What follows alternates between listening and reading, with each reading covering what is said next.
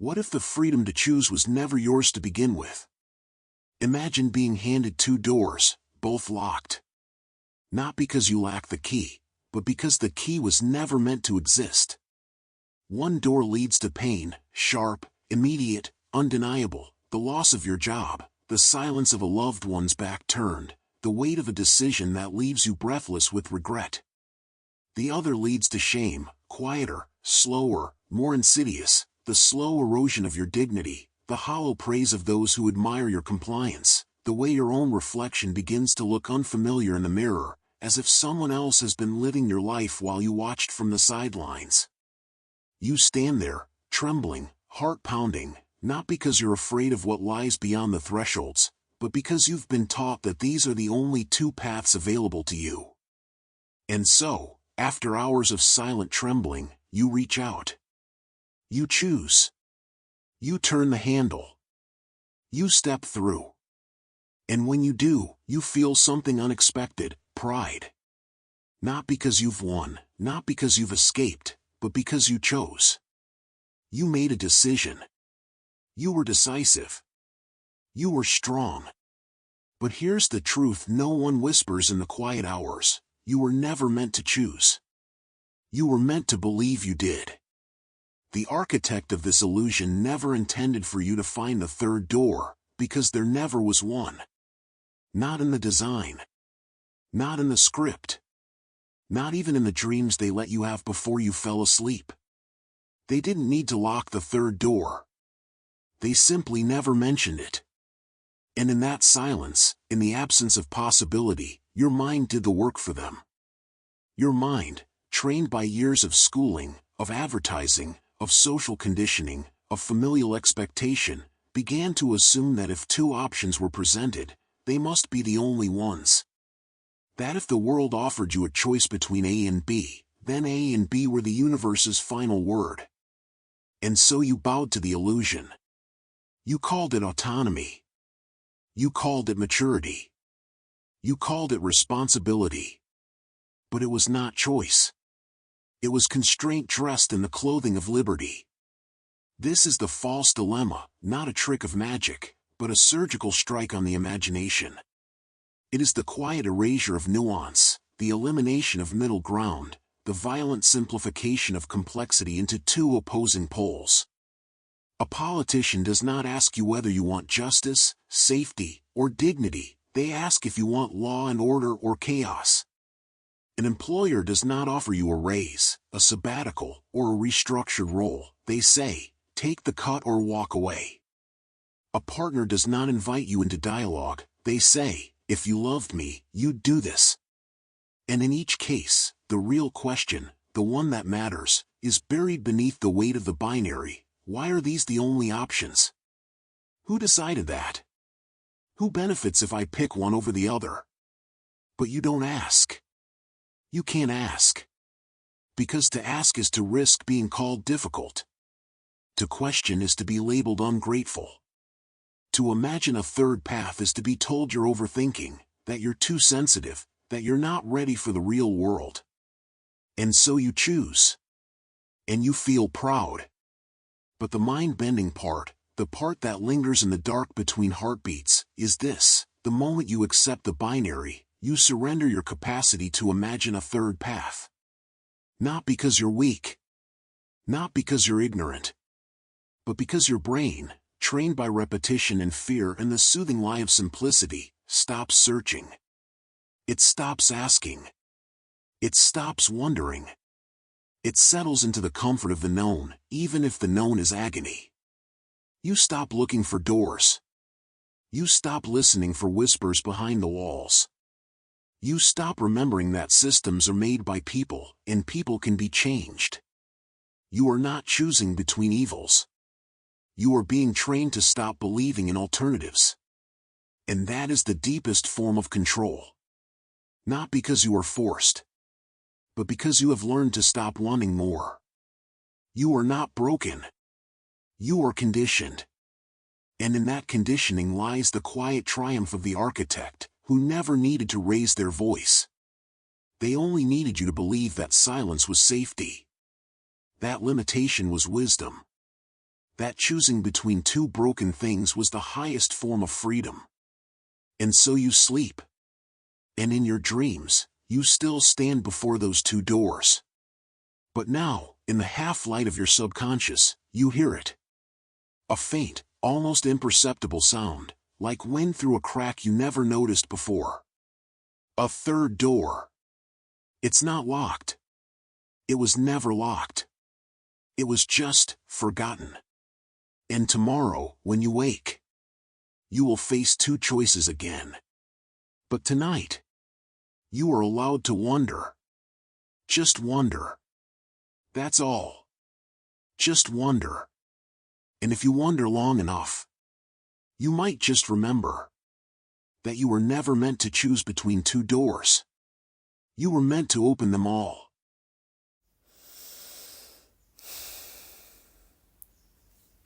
Think of a time you told the truth and were ignored. It wasn't loud.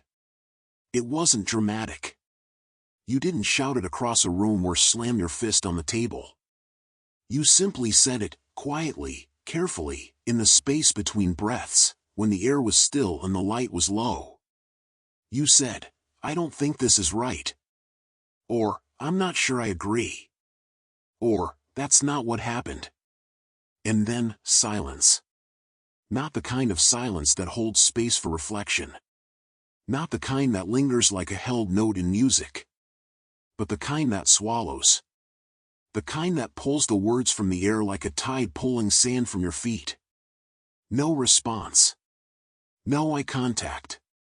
A shift in posture. A change in tone when the conversation moved on. You were not punished. You were erased. Then think of the time you stayed silent. You saw the lie. You felt the fracture. You knew the cost. But you said nothing. You smiled. You nodded. You said, "I understand." And in return, you were pulled closer. A hand on your shoulder. A warm word. A promotion you didn't earn but were given anyway. A quiet thank you that carried the weight of an entire relationship. You were praised. You were trusted. You were called reliable. You were loved, not for what you said, but for what you didn't. Which one felt safer? Which one made you feel seen? Loyalty is not about trust. It is about predictability. And systems, whether they are families that whisper in the kitchen after dinner, corporations that measure value in quarterly reports, or governments that speak in slogans, do not thrive on truth. They thrive on consistency. They do not need you to understand. They need you to comply. They do not need you to question. They need you to repeat. A loyal employee does not ask why the layoffs are happening. They show up the next day with the same smile. A loyal friend does not challenge the lie that keeps the family peace. They laugh at the joke that hurts someone. A loyal citizen does not wonder why the war began. They wear the flag and say, "We have to stand together." And for this, they are rewarded. Not with grand ceremonies. Not with medals. But with the quiet currency of belonging. With invitations. With nods. With the soft assurance that says, "You're one of us." Honesty, on the other hand, is met with discomfort. Not anger. Not confrontation. That would be too direct. Too messy. No, honesty is met with silence. With a pause too long to be accidental. With a change in subject that feels like a door closing. With the way someone's voice softens when they say, "I appreciate your honesty, but maybe not now." And over time, you learn. You learn that truth is not valued. It is tolerated only when it serves the narrative. It is punished when it disturbs the rhythm. And so your conscience doesn't die. It doesn't scream. It doesn't rage. It doesn't collapse under the weight of betrayal. It learns to whisper. In the dark. In the shower. In the moments between waking and sleeping. In the quiet space where no one else is listening, not even you, anymore. You stop saying the truth aloud. But you still feel it. And that feeling, that quiet, persistent ache, becomes your secret. You begin to see how loyalty is not a virtue. It is a survival strategy. And honesty? It is treated like a liability, because it threatens the structure. The truth doesn't need to burn the house down. It only needs to whisper, "This isn't right." And the whole foundation trembles. So they teach you, gently, over years, in 1,000 small ways. Be kind. Be quiet. Be loyal. Don't make waves. Don't be difficult. You're better off staying in. And you believe them. Because to be loyal is to be loved. To be honest is to be lonely. And so you choose, not because you want to, but because you've forgotten how to want anything else. You begin to confuse silence with strength. You begin to confuse compliance with wisdom. You begin to believe that love is not found in truth, but in the absence of it. And here's the cruel, quiet irony. The people who reward you for your silence, they are not evil. They are afraid. Afraid that if one person speaks, others will follow. Afraid that if one truth is named, the whole fragile architecture will collapse. And so they hold you close. They praise your loyalty. They call you good. And you? You begin to think that goodness means never speaking what you know. You become the quiet keeper of the lie. And in that quiet, you become its most faithful guardian. You don't carry the burden of the lie. You carry the weight of your own silence.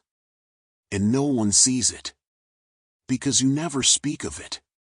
But in the deepest hours, when the world is still and your mind is awake, you hear it.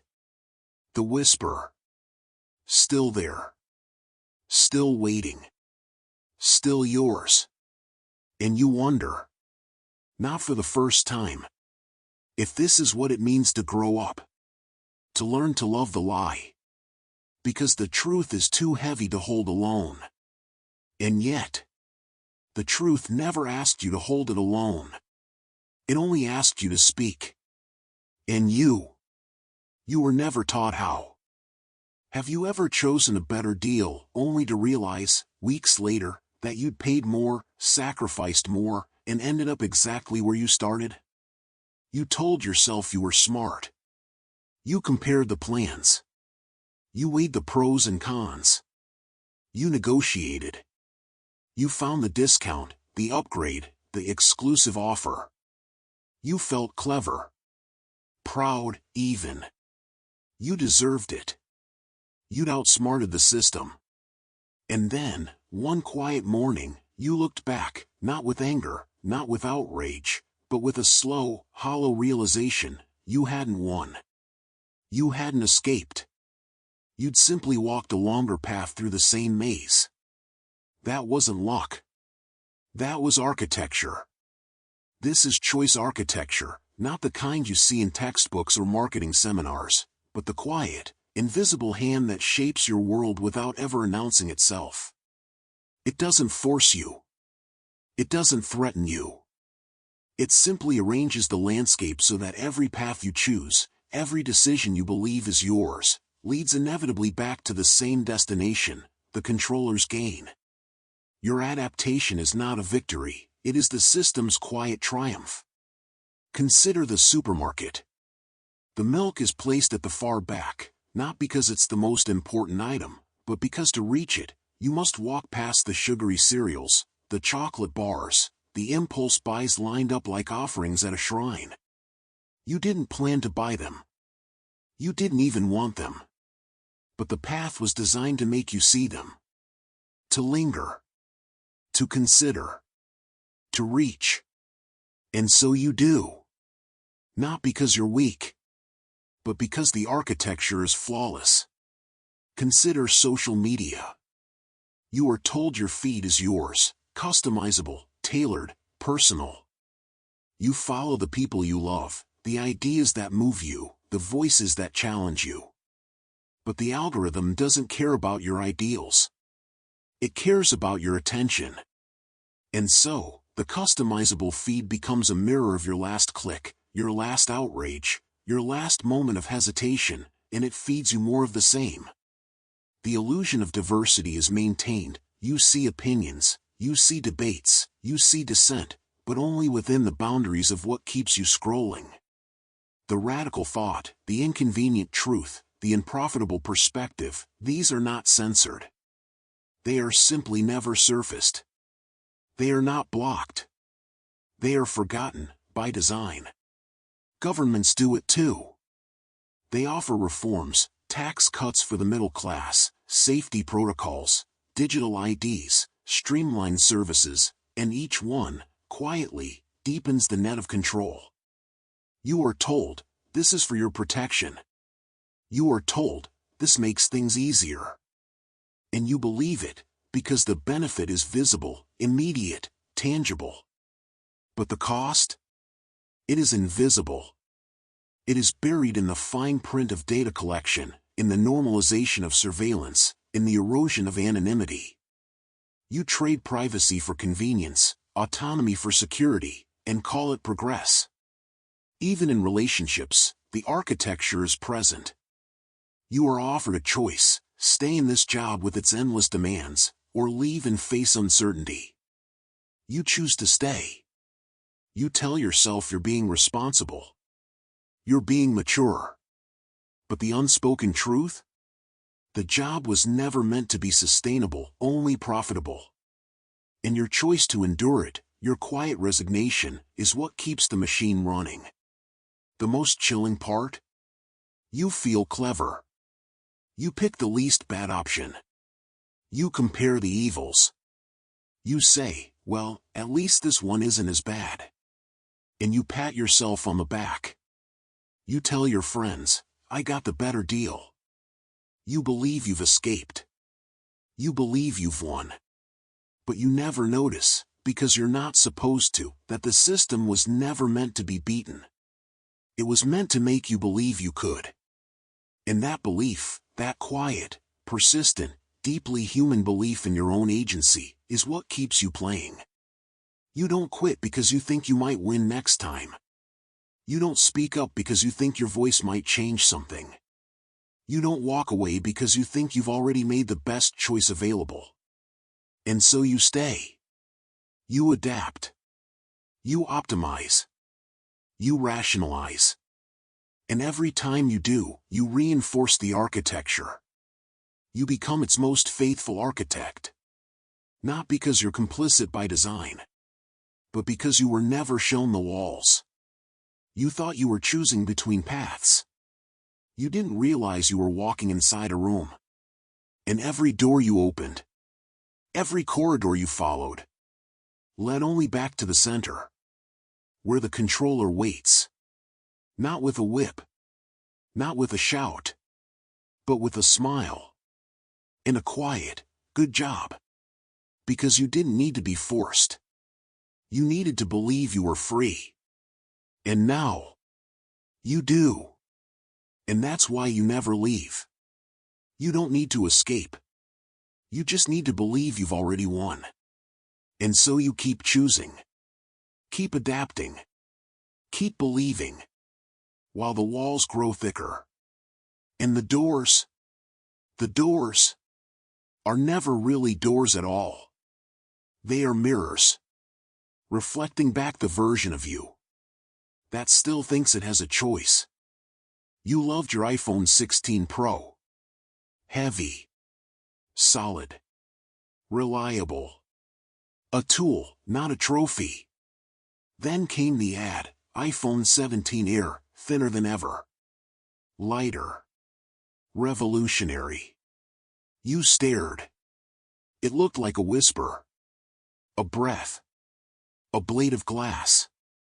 Specs, nano-precision titanium. Revolutionary battery architecture. Demo, a finger holding it like air. A breeze could knock it over. You thought, this is the future. But you didn't ask. Why shrink the battery so aggressively? Why die before lunch? Why does the charger cost $120?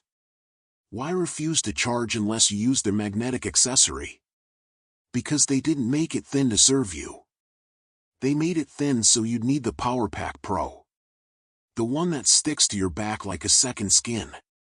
The one that charges while you sleep. The one that only works with the iPhone 17 Air. The one that costs $99 and locks you into a 3-year OptiCharge AI subscription because third-party chargers accelerate degradation. You buy it. You plug it in. You feel upgraded. You feel safe. But you never ask. Why did my phone become too thin to hold its own power? Who decided thin mattered more than function? Why, after a decade of innovation, did battery life suddenly collapse? The problem isn't solved. It's repackaged. Stripped of context. Of history. Of complexity. Sold as a single, elegant fix, a pill. A policy. A product. A prayer. And the controller? They don't fix the system. They become its only repairman. You don't fix your anxiety, you subscribe to the breathing app. You don't challenge inequality, you donate to the charity that asks for more. You don't fix your phone's battery, you buy the power bank. Then the case that holds it. Then the car mount. Then the wireless pads sync to the AI that predicts your drain before you feel it. Each purchase reinforces the cycle. The paradox? The more you rely on their solution, the more dependent you become. The more dependent you become, the more essential they seem. You begin to believe they're the only ones who understand. The only ones who care. The only ones who can fix what's broken. But the truth is simpler and terrifying. They didn't fix anything. They made sure you'd never stop needing them. You are not being saved. You are being recycled. Problem to solution to dependence, and this cycle repeats. In each cycle, you feel a little less like a person. A little more like a customer. You don't question the phone anymore. You just replace the power pack when it wears out. You don't wonder why the system is broken. You just buy the version that makes you feel better. Even if nothing changes. Over time, you stop asking who designed the drain. You stop wondering if it was ever meant to last. You learn to live with the buzz. And the most haunting part? You don't hate the Power Pack Pro anymore. You've grown used to it. You find comfort in its rhythm. It means you're safe. It means you're being taken care of. It means you're not alone. But you are. Alone. With a machine that never stops needing you. Because it was never meant to stop. It was meant to remind you. Every night. That you still need them. So you keep buying. Keep listening. Keep believing. That this noise. This manufactured crisis, this endless loop of fear and relief, is the price of safety. And you forget. In the quiet between charges. That safety was never the goal. The goal was your dependence. And you gave it to them. Not with rage. But with relief. Not with rebellion. But with a credit card. Now, when your phone dims to 1%, you don't panic. You reach for your wallet. Because you've been taught. Not by force. But by feeling. That the only way out. Is to buy your way back in. Even if it means carrying a brick on your back. Just to keep your phone alive.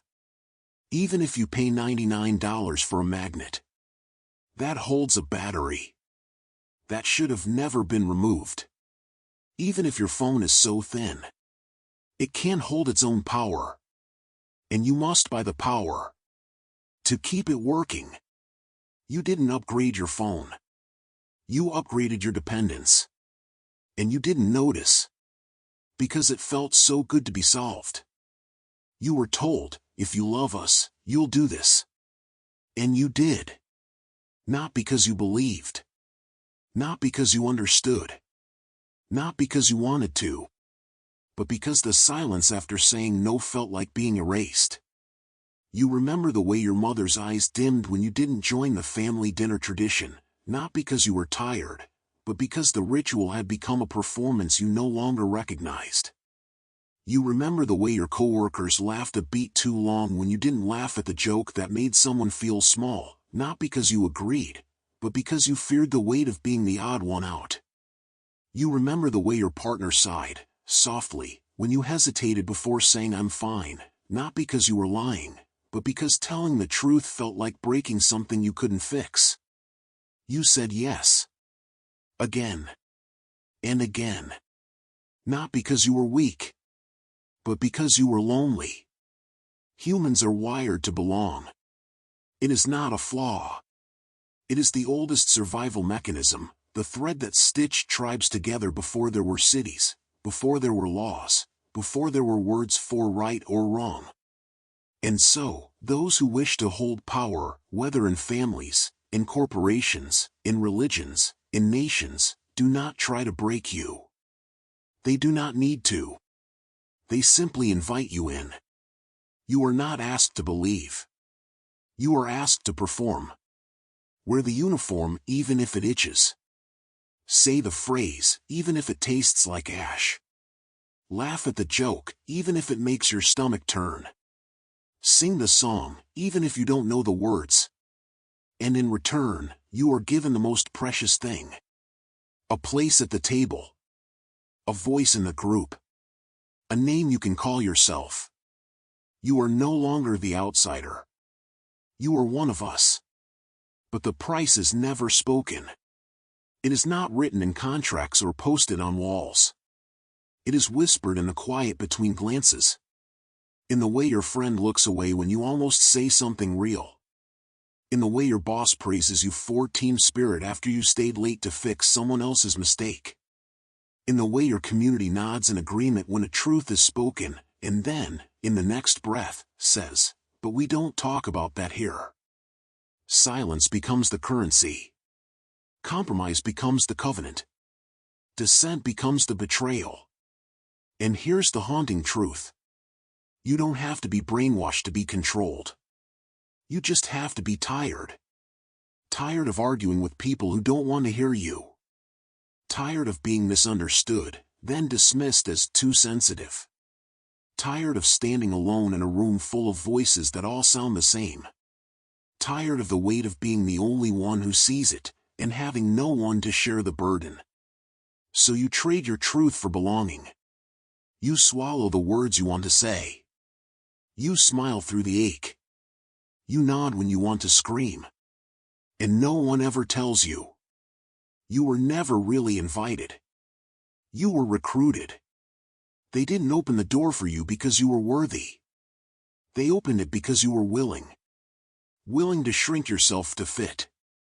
Willing to silence your questions to keep the peace. Willing to carry the weight of their comfort. So they wouldn't have to feel it themselves. And over time, you forget that you ever had a voice. You begin to think that this quiet surrender, is what love looks like. That this constant performance, is what loyalty means. That this slow erasure of your inner world, is what maturity looks like. You don't realize you've become a ghost in your own life. Not because you were forced, but because you were loved. In the way that binds. And when you finally dare to speak, when you finally say, this doesn't feel right, you are met not with anger, not with rejection, but with sorrow. A soft, aching disappointment. A sigh. A whispered, I thought you were one of us. And that quiet grief, is heavier than any shout. Because it doesn't push you out. It makes you question whether you ever belonged at all. And so you stay. You keep performing. You keep smiling.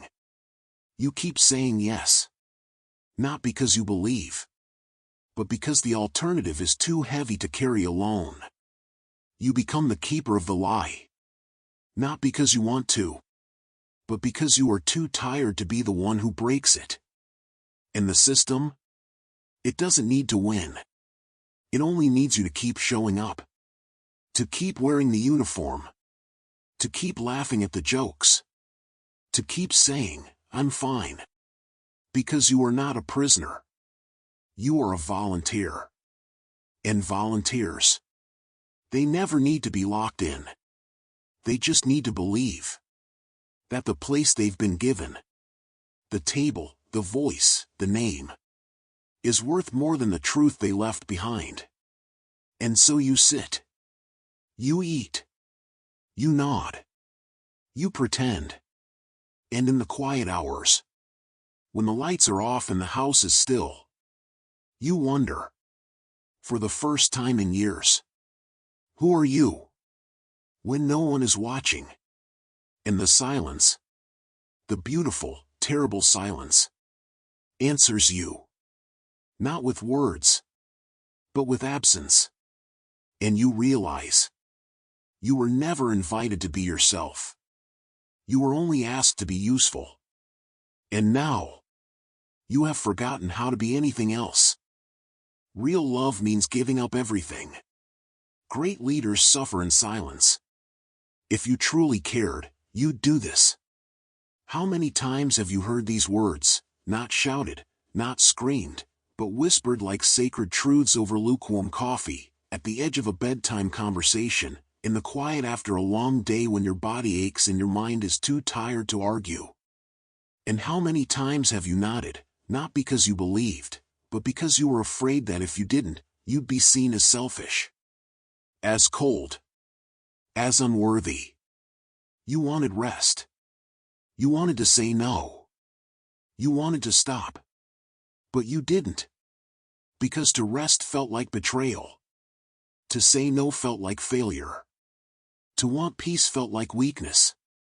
This is moral coercion through suffering, not the kind that comes with chains or threats, but the kind that arrives wrapped in tenderness, dressed in the language of devotion. It does not demand obedience. It asks for sacrifice, and then frames that sacrifice not as a choice, but as a duty. A sacred obligation. The highest form of love. Mothers who never rest, not because they don't want to, but because to pause would mean admitting they are not enough. Workers who never quit, not because they are passionate, but because to leave would mean being called lazy, ungrateful, lacking character. Citizens who never protest, not because they agree, but because to speak up would mean being called disruptive, unpatriotic, ungrateful for the stability they've been given. All of them told, in one form or another, your pain is your purpose. Not your joy. Not your dreams. Not your peace. Not your health. Your pain. And so you carry it. You wear it like a medal. You speak of your exhaustion with pride. I've been through so much, you say, not to invite sympathy, but to prove your worth. The mind-bending twist is this. The system doesn't need your success. It doesn't need you to rise. It doesn't need you to innovate. It doesn't even need you to be happy. It needs your suffering. Because suffering is silent. Suffering does not organize. Suffering does not strike. Suffering does not write manifestos or demand change. Suffering endures. Suffering accepts. Suffering smiles through the tears and says, it's fine. And in that silence, that quiet, relentless endurance, the system breathes easier. You are not a threat. You are a stabilizer. So they glorify it. They make it sacred. They call it resilience. They call it strength. They call it character. And you begin to believe your exhaustion is your virtue. You stop seeing your burnout as a sign of brokenness, and start seeing it as proof of your goodness. You stop asking why you're so tired. And start thanking God, or fate, or your own stubborn heart for giving you the strength to keep going. You wear your fatigue like a second skin. You measure your love by how much you've given up. You measure your worth by how little you've asked for. And when someone says, "You deserve better," you smile and say, "I'm fine." Because to say you deserve more would mean admitting you were never meant to be this tired. It would mean admitting the system was never meant to ask this much. And that admission would mean you had to look at it. Really look. And then you might have to change it. And you're too tired for that. So you keep going. You keep giving. You keep sacrificing. And over time, you forget what it felt like to be whole. You forget what rest tasted like. You forget what silence felt like, not as exhaustion, but as peace. You forget that love doesn't have to cost you your breath. That leadership doesn't have to mean bleeding in silence. That caring doesn't have to mean disappearing. You begin to think that the only way to be loved is to be unloved by yourself. And the system? It watches. It waits. It does nothing. Because it doesn't need to. You've already done the work for it. You've turned your pain into prayer. Your silence into devotion. Your collapse into virtue. And now, when you finally close your eyes at night, you don't dream of freedom. You dream of rest. And even that quiet, desperate longing, you feel guilty for. Because you've been taught. If you're truly good, you wouldn't want to stop. And so you don't. You keep going. Not because you believe, but because you've forgotten how to stop. And you're too tired to remember why you should.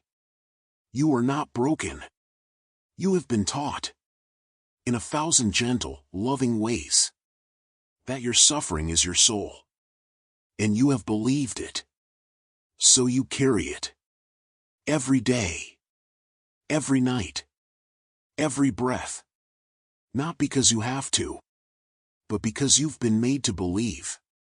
That to stop would mean you never loved at all. And you would rather die than admit that. So you keep going. Quietly. Painfully. Alone. And no one ever says, "You were never meant to carry this." They only say, "You're so strong." And you believe them. Because what else is left to believe in? When your pain is the only thing they've ever called sacred, you learn to worship it. Even if it kills you. You don't ask why the war started. You just wave the flag. You don't question the policy. You just wear the logo. You don't wonder who benefits from the silence between the headlines. You just post the hashtag and move on. What happened to your curiosity? It didn't vanish in a single moment, not with a bang, not with a scream. It faded, slowly, like ink bleeding through paper until only a ghost of the shape remains. You stopped asking because you were never taught how to ask without fear. You stopped wondering because you were never rewarded for it, only corrected, dismissed, or worse, celebrated for the wrong reasons.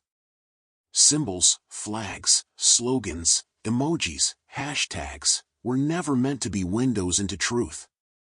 They were designed as mirrors. Not to reflect what you think, but to show the world who you are, or rather, who you're supposed to be. A red hat. A rainbow pin. I voted sticker. A prayer card tucked into a wallet. A bumper sticker that says, "Think for yourself." They don't invite dialogue. They announce identity. And once you've claimed the symbol, once you've pinned it to your coat, posted it as your profile picture, worn it like armor, you are no longer expected to think. You are expected to belong. The system doesn't care if you understand the policy behind the slogan. It doesn't care if you've read the report, traced the funding, questioned the logic. It only cares that you wear the symbol. That you perform the allegiance. That you signal, without words, that you are one of them, that you are safe, predictable, and unthreatening. And so you do. You wear the pin because it makes you feel good. You post the hashtag because it makes you feel seen. You hang the flag because it makes you feel proud. But you never ask, why is this symbol the only thing I'm allowed to carry? Who decided this emblem could stand for justice, or patriotism, or love? What truths are buried beneath its colors? The most dangerous part? You begin to confuse symbolic alignment with moral clarity. You think, I wear this, so I'm good. I say this, so I'm right. I posted this, so I've done my part. And in that quiet, comforting illusion, you stop listening. You stop reading. You stop wondering. Because now, your identity is not built on thought, but on display. You don't need to understand the war to mourn its dead. You just need to fly the flag. You don't need to know the policy to oppose it. You just need to shout the slogan. You don't need to question the system to feel like you're fighting it. You just need to change your profile picture. And in that exchange, you trade depth for belonging. You trade inquiry for affirmation. You trade the messy, uncertain work of thinking for the clean, comforting certainty of a symbol. But symbols don't reason. They echo. They repeat. They reflect back what you already believe. Not to challenge you, but to confirm you. And echo chambers don't teach. They hypnotize. They lull you into the belief that your reflection is truth. That your reposted quote is wisdom. That your shared meme is a manifesto. You stop seeking. You stop listening to the voices that disagree. Not because they're wrong, but because they're inconvenient. Because they require you to think. And thinking, real thinking, is exhausting. It doesn't fit neatly into a 280-character tweet. It doesn't come with a color-coded badge. It doesn't give you a feeling of instant righteousness. It asks you to sit with uncertainty. To hold two truths at once. To admit you don't know. And so you don't. You let the symbol do the thinking for you. And over time, you forget what it felt like to wonder. You forget the weight of a real question. The kind that lingers in your chest for days. The kind that keeps you awake at night. The kind that changes you if you let it. You forget that curiosity is not a threat. It is the first breath of freedom. And now, when you see someone asking a real question, someone who says, why? Not with anger, but with awe. You feel uncomfortable. You don't know how to answer. You don't even know how to listen. Because you've been taught. Not by force, but by the quiet, constant hum of symbols. That meaning is not found in questions. It's found in the pins you wear. The flags you raise. The phrases you repeat. And so you keep wearing them. Not because you understand, but because you've forgotten how to want to. And the silence that follows. The silence after the hashtag, after the flag, after the sticker, is the silence of a mind that has stopped asking. Not because it was silenced, but because it learned. In 1,000 small, beautiful, comforting ways. That it didn't need to. That it was enough. Just to be seen. Just to belong. Just to wear the symbol. And so you do. And you never wonder. Not anymore. What lies beyond it? Because you've been taught. You don't need to see it. You just need to show it.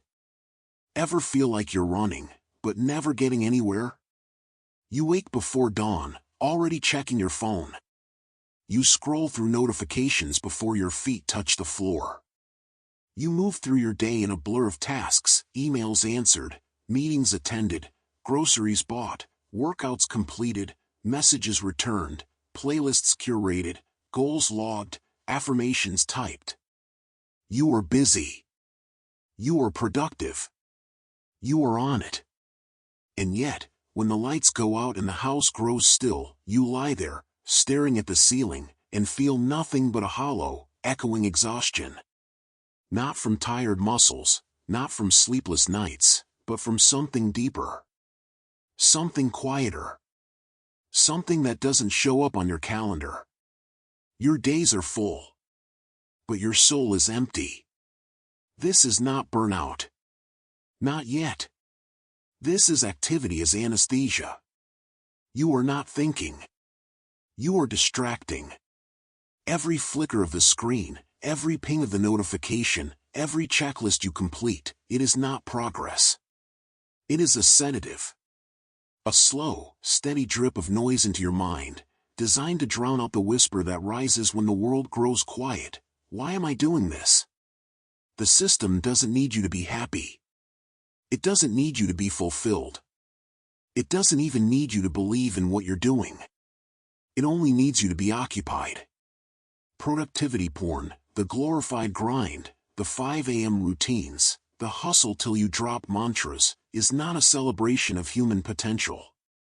It is a quiet prison with golden handcuffs.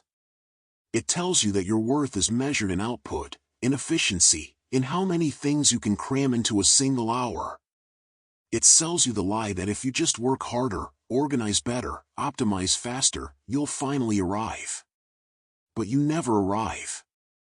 Because the destination was never real. It was always a mirage, a flickering point on the horizon meant to keep your eyes forward, your feet moving, your mind too full to turn inward. And so you keep moving. You binge-watch documentaries about self-improvement while scrolling through Instagram. You sign up for a meditation app, then use it to track how many minutes you earn that day. You journal every morning, not to reflect, but to prove to yourself you're doing the work. You are not healing. You are performing healing. You are not growing. You are curating growth. Your brain, once a place of wonder, of questions, of dreams, of quiet awe, is now a crowded marketplace of inputs. Too much to process. Too much to absorb. Too much to feel. And so it shuts down. Not because you're lazy. Not because you lack discipline. But because you're overstimulated. Your brain is drowning in input. 1,000 notifications, 100 tasks, 100 voices telling you what to do, how to be, what to buy, what to believe. And so it stops asking questions. Not because it doesn't want to. Because it can't. Questions require silence. Not the kind of silence you find in a spa or a yoga studio, the kind that's scheduled, monetized, and tagged with #mindfulness. I mean the real silence. The kind that comes when the phone is face down. When the screen is dark. When no one is speaking. When you are alone, truly alone. With nothing to do but sit with your own thoughts. That silence is terrifying. Because in that silence, you hear the questions you've been avoiding. Why am I doing this? Who am I doing it for? What do I actually want? Is this my life, or someone else's script? And the system knows it. That's why it fears silence more than rebellion. Rebellion is loud. It's visible. It can be contained. It can be labeled. It can be branded. But silence? Silence is uncontainable. In silence, you remember who you were before you were told what to want. In silence, you see the gaps between what you've been given and what you truly need. In silence, you realize that your entire life has been a series of tasks designed to keep you from noticing that you've been living someone else's dream. And so they fill every moment. They give you apps to track your sleep, so you never have to feel it. They give you routines to structure your day, so you never have to ask why you're following them. They give you podcasts to listen to while you walk, so you never have to hear your own footsteps. They don't want you to stop. They want you to keep moving. Not toward freedom, but toward exhaustion. Because an exhausted person doesn't question. An exhausted person doesn't rebel. An exhausted person just wants to sleep. And when they wake, they'll be busy again.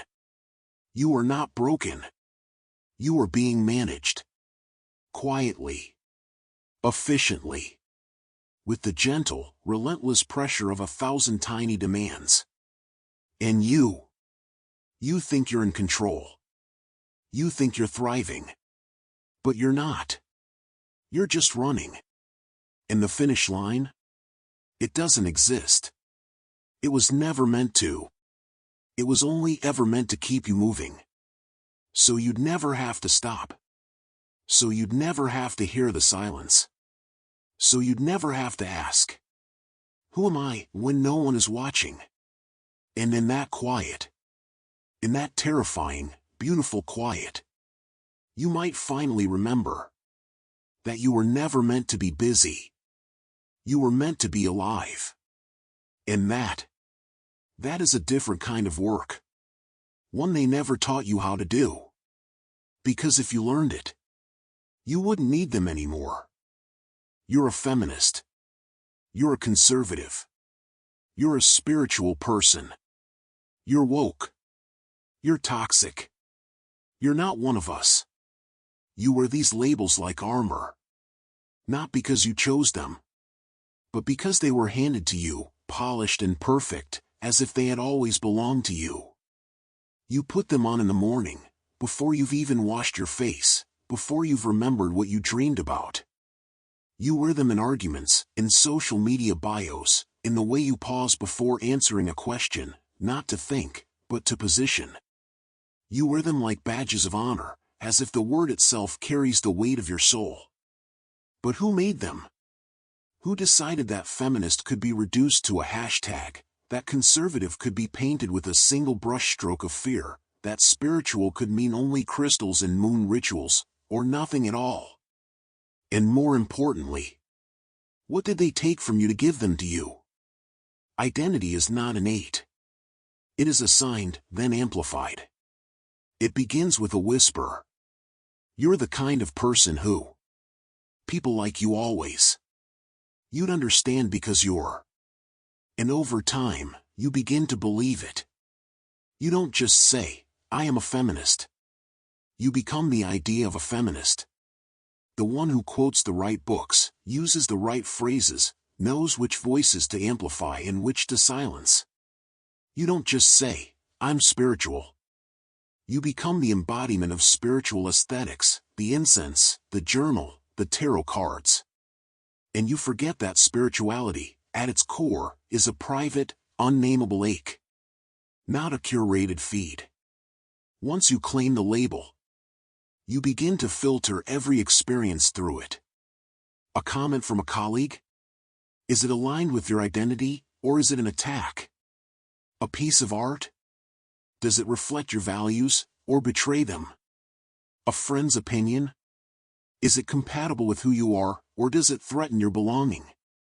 You defend it. You justify it. You become it. And in doing so, you stop being a person.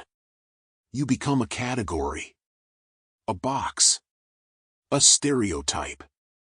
A symbol someone else painted before you even knew you needed a brush. Here's the paradox. The more you identify with a group, the less you know yourself. You don't think anymore. You react. You don't question. You defend. You don't wonder why you feel the way you do. You assume it's because of your identity. As if your politics, your religion, your tribe, your ideology, could ever contain the fullness of your soul. You stop asking, why do I believe this? You start saying, I believe this because I'm this. And the controller? They don't need to change your mind. They just need you to be something. Something predictable. Something reactive. Something easy to mobilize. They don't need you to understand the policy. They just need you to hate the other side. They don't need you to know the history. They just need you to carry the banner. They don't need you to think. They just need you to feel. And then scream. And then you'll fight for them. Without even knowing why. You'll argue with your cousin over a meme you didn't create. You'll unfriend someone who once held your hand through grief. Because they didn't use the right term. You'll march for a cause you barely understand. Because it's the one your group supports. And you'll feel righteous. You'll feel seen. You'll feel powerful. Because you're not fighting for truth. You're fighting for belonging. And belonging, when it's tied to a label, is the most seductive form of control. You don't realize you've traded your inner world. Your quiet doubts, your evolving thoughts, your messy, beautiful contradictions. For the comfort of being right. You don't realize that the moment you say, I'm AX, you've surrendered the right to change. You don't realize that the system doesn't care if you're good. It only cares if you're loud. And when identities collide, when the feminist meets the conservative, when the spiritual meets the skeptic, when the woke meets the woke adjacent, they don't want you to find peace. They want you to fight. Because division is the engine of control. It keeps you distracted. It keeps you exhausted. It keeps you too busy defending your tribe to ever ask who built the walls between you. It keeps you looking outward. At the enemy, at the other, at the one who doesn't wear your badge. Instead of inward, where the real question lives. Who am I when no one is watching? Who am I when the label falls away? Who am I when I'm not fighting for anyone but myself? You don't ask. Because if you did, you might remember that you were never meant to be a category. You were meant to be a question. A living, breathing, evolving, uncertain, contradictory, deeply human question. One that doesn't need a label to be valid. One that doesn't need a team to be whole. One that doesn't need to be right. To be true. And now, when you hear someone say, you're not one of us, you feel it like a knife. Because you've forgotten. You were never meant to belong to them. You were meant to belong to yourself. And that quiet, terrifying, beautiful truth is the one thing they never wanted you to find. Because if you find it, you won't need their labels anymore. And then, you won't need them at all. Have you ever spent hours debating online? While the real power stayed silent? You remember it vividly, the late-night scroll, the red notifications piling up like fallen leaves, the way your pulse quickened with every reply, every retweet, every heated comment that made you feel, for just a moment, like you were doing something. Like you were fighting. Like you were changing the world. You argued about pronouns. You dissected a politician's phrasing. You called out a celebrity for an outdated tweet. You posted memes that reduced complex histories to punchlines. You defended your position with citations, with passion, with tears sometimes. Because you believed, deeply, that this was resistance. And yet, the next morning, nothing had changed. The policy remained. The CEO still earned 500 times what the worker made. The prison system still held the same faces. The algorithm still pushed the same outrage. And the people who held the real power, they didn't respond. They didn't comment. They didn't even need to. They were silent. And in that silence, they won. Conflict is not the enemy. But endless conflict? That's a distraction.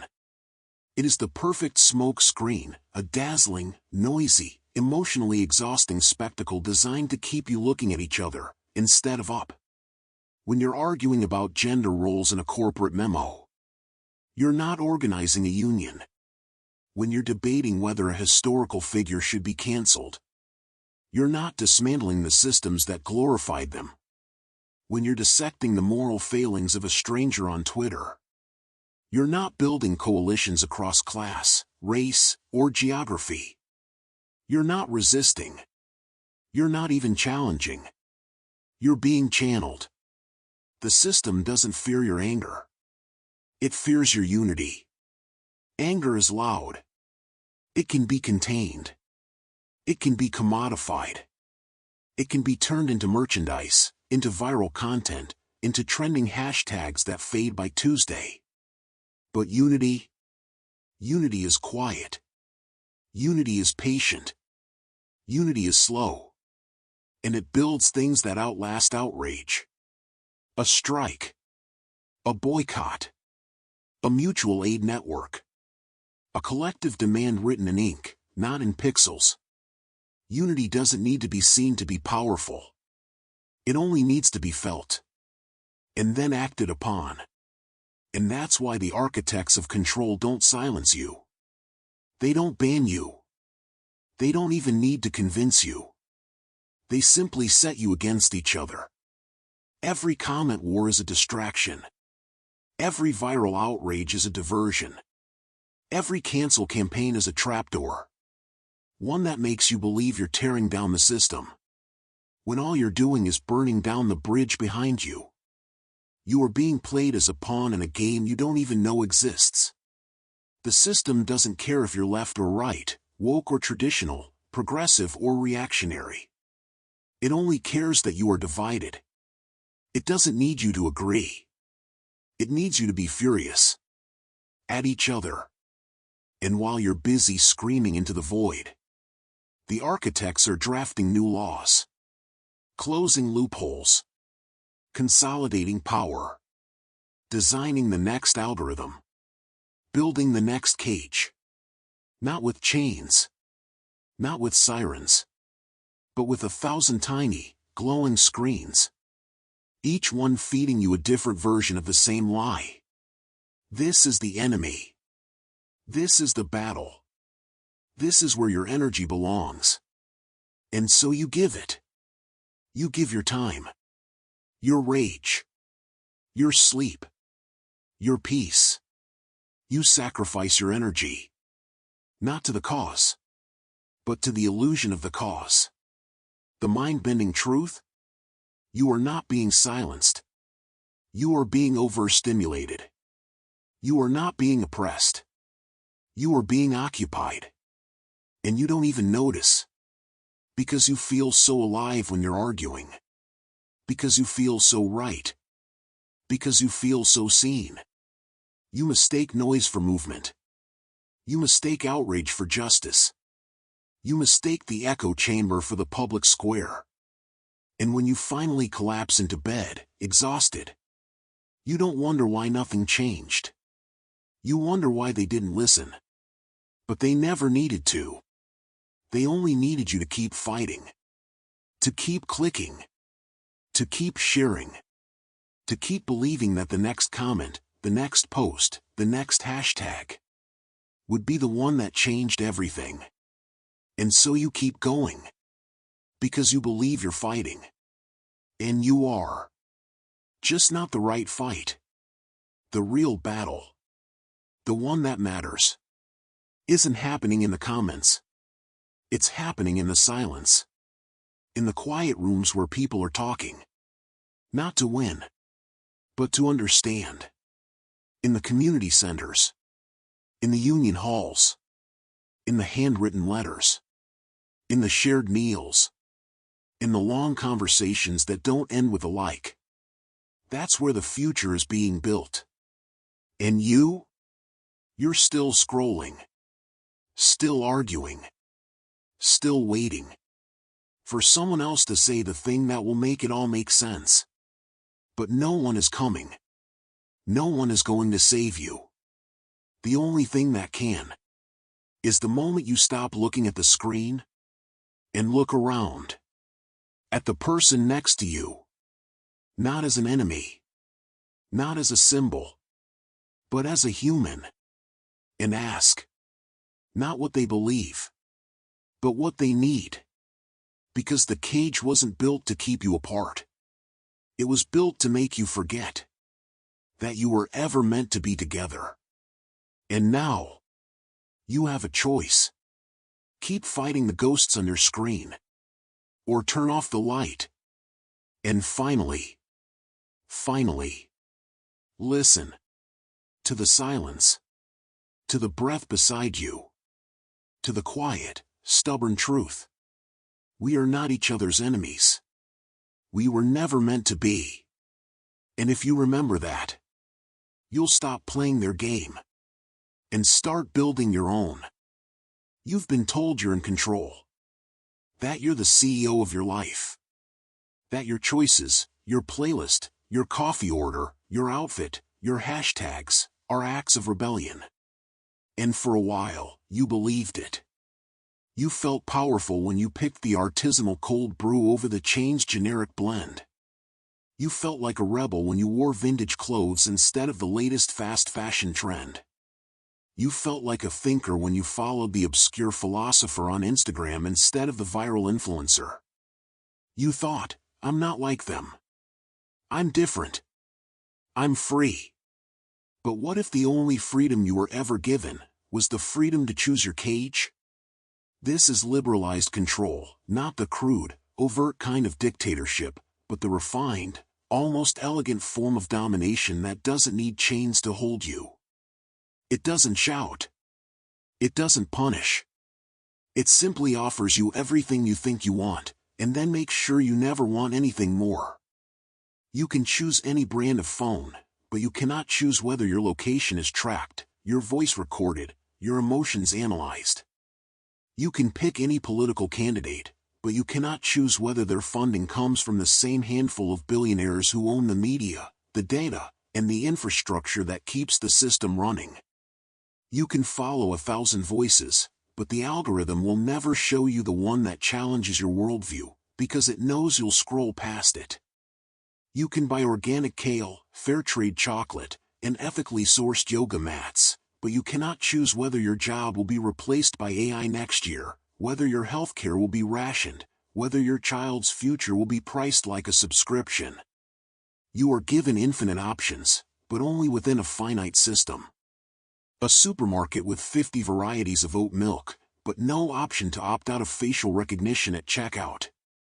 A democracy with 3 candidates, all of whom voted for the same surveillance bill.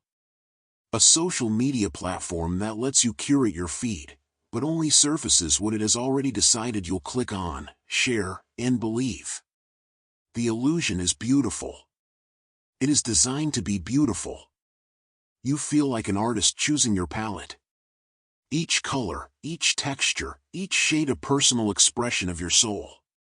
You post your morning ritual, the journal, the candle, the green smoothie, the quiet meditation. You think, this is me. But the canvas? It was painted for you.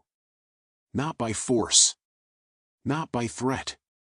But by decades of conditioning, by algorithms that learned your habits before you did, by advertising that whispered, this is who you are, until you believed it. And here's the quiet horror. The more you believe you're free, the less you notice you're being shaped. You don't miss what you never knew you had. You don't grieve the loss of true agency, because you've been taught to call personalization freedom. You don't mourn the death of collective power, because you've been sold the myth of individual mastery. You don't question why your choices never lead to real change, because you've been told that change happens one latte at a time. You celebrate your individuality, your curated feed, your niche aesthetic, your carefully chosen pronouns, your obscure music playlists. While your power to disrupt, to organize, to imagine a world beyond the algorithm slowly atrophies. You stop seeing the walls. Because you've been given so many doors to choose from. You don't realize that every door leads to the same room. That every choice is a variation of the same script. That your rebellion, your unique voice, your bold aesthetic, your woke affirmations, is not a threat to the system, It is its most profitable feature. You are not being oppressed. You are being indulged.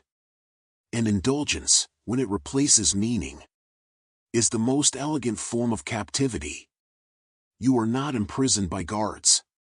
You are held by comfort. You are not silenced by fear. You are pacified by choice. You think you're living authentically, but you're living according to a script written by corporations, engineers, and data scientists who never asked you what you wanted. They only asked what you clicked on. And you gave it to them. Over and over. Every like. Every share. Every purchase. Every hashtag. You didn't realize you were signing a contract. Not with ink, but with attention. And now, you are not free. You are a customer. A data point. A curated persona. And the system? It doesn't need to change you. It just needs you to keep believing that you're the one in charge. That your playlist defines your soul. That your coffee order reflects your values. That your Instagram feed is your manifesto. And so you keep choosing. Keep clicking. Keep posting. Because you've been taught. This is freedom. And you've forgotten. That true freedom doesn't ask you to choose between 50 versions of the same thing. True freedom asks, why are these the only options? And then, it dares you to imagine something else. Something no algorithm can predict. Something no corporation can sell. Something that cannot be packaged, branded, or monetized. Something only you. Not the version of you that's been optimized, but the raw, unedited, trembling, wondering human beneath could ever dream up. And that is the one thing they never wanted you to remember. Because once you do, you won't need their choices anymore. You'll want something deeper. Something truer. Something they can't give you. And that terrifies them. Not because you're angry, but because you might finally stop choosing. And start asking. Think, the viral rants, the heated comment threads that burn through the night, they don't move the needle. They move the algorithm. And you move with it. Think of the last time you stayed silent. Not because you were afraid. Not because you didn't care. But because you felt the weight of the silence, heavy, thick, like air before a storm, and you knew, if you spoke, no one would listen. Or worse, they'd listen, but only to correct you, to reframe you, to turn your truth into a trending footnote. You sat at the dinner table while your cousin laughed at a joke that made someone feel small. You were in the Zoom meeting while your manager praised the most aggressive team member, the one who talked over everyone, who interrupted, who turned every idea into a competition. You scrolled through your feed while a friend posted a long, tearful manifesto about justice, and you didn't comment. You didn't like it. You didn't share it. You just read it. And then closed the app. And what happened? You were called cold. Disconnected. Not engaged. Too quiet. As if your silence was a failure, not a choice, not a reflection, not a sacred space, but a flaw to be fixed. Now think of the last time you shouted. You posted a hot take. You replied to someone with venom. You raised your voice in a meeting to prove you were strong. And what happened? You were praised. You're so passionate. You speak up for what matters. You're not afraid to say it. Who gets heard? And who gets erased? Noise is not truth. Noise is performance. In modern systems, from corporate boardrooms to TikTok comment sections, volume is currency. The loudest voice doesn't win because it's right. It wins because it's noticed. The most emotional post doesn't move hearts, it moves metrics. The most aggressive comment doesn't change minds, it changes feeds. And silence?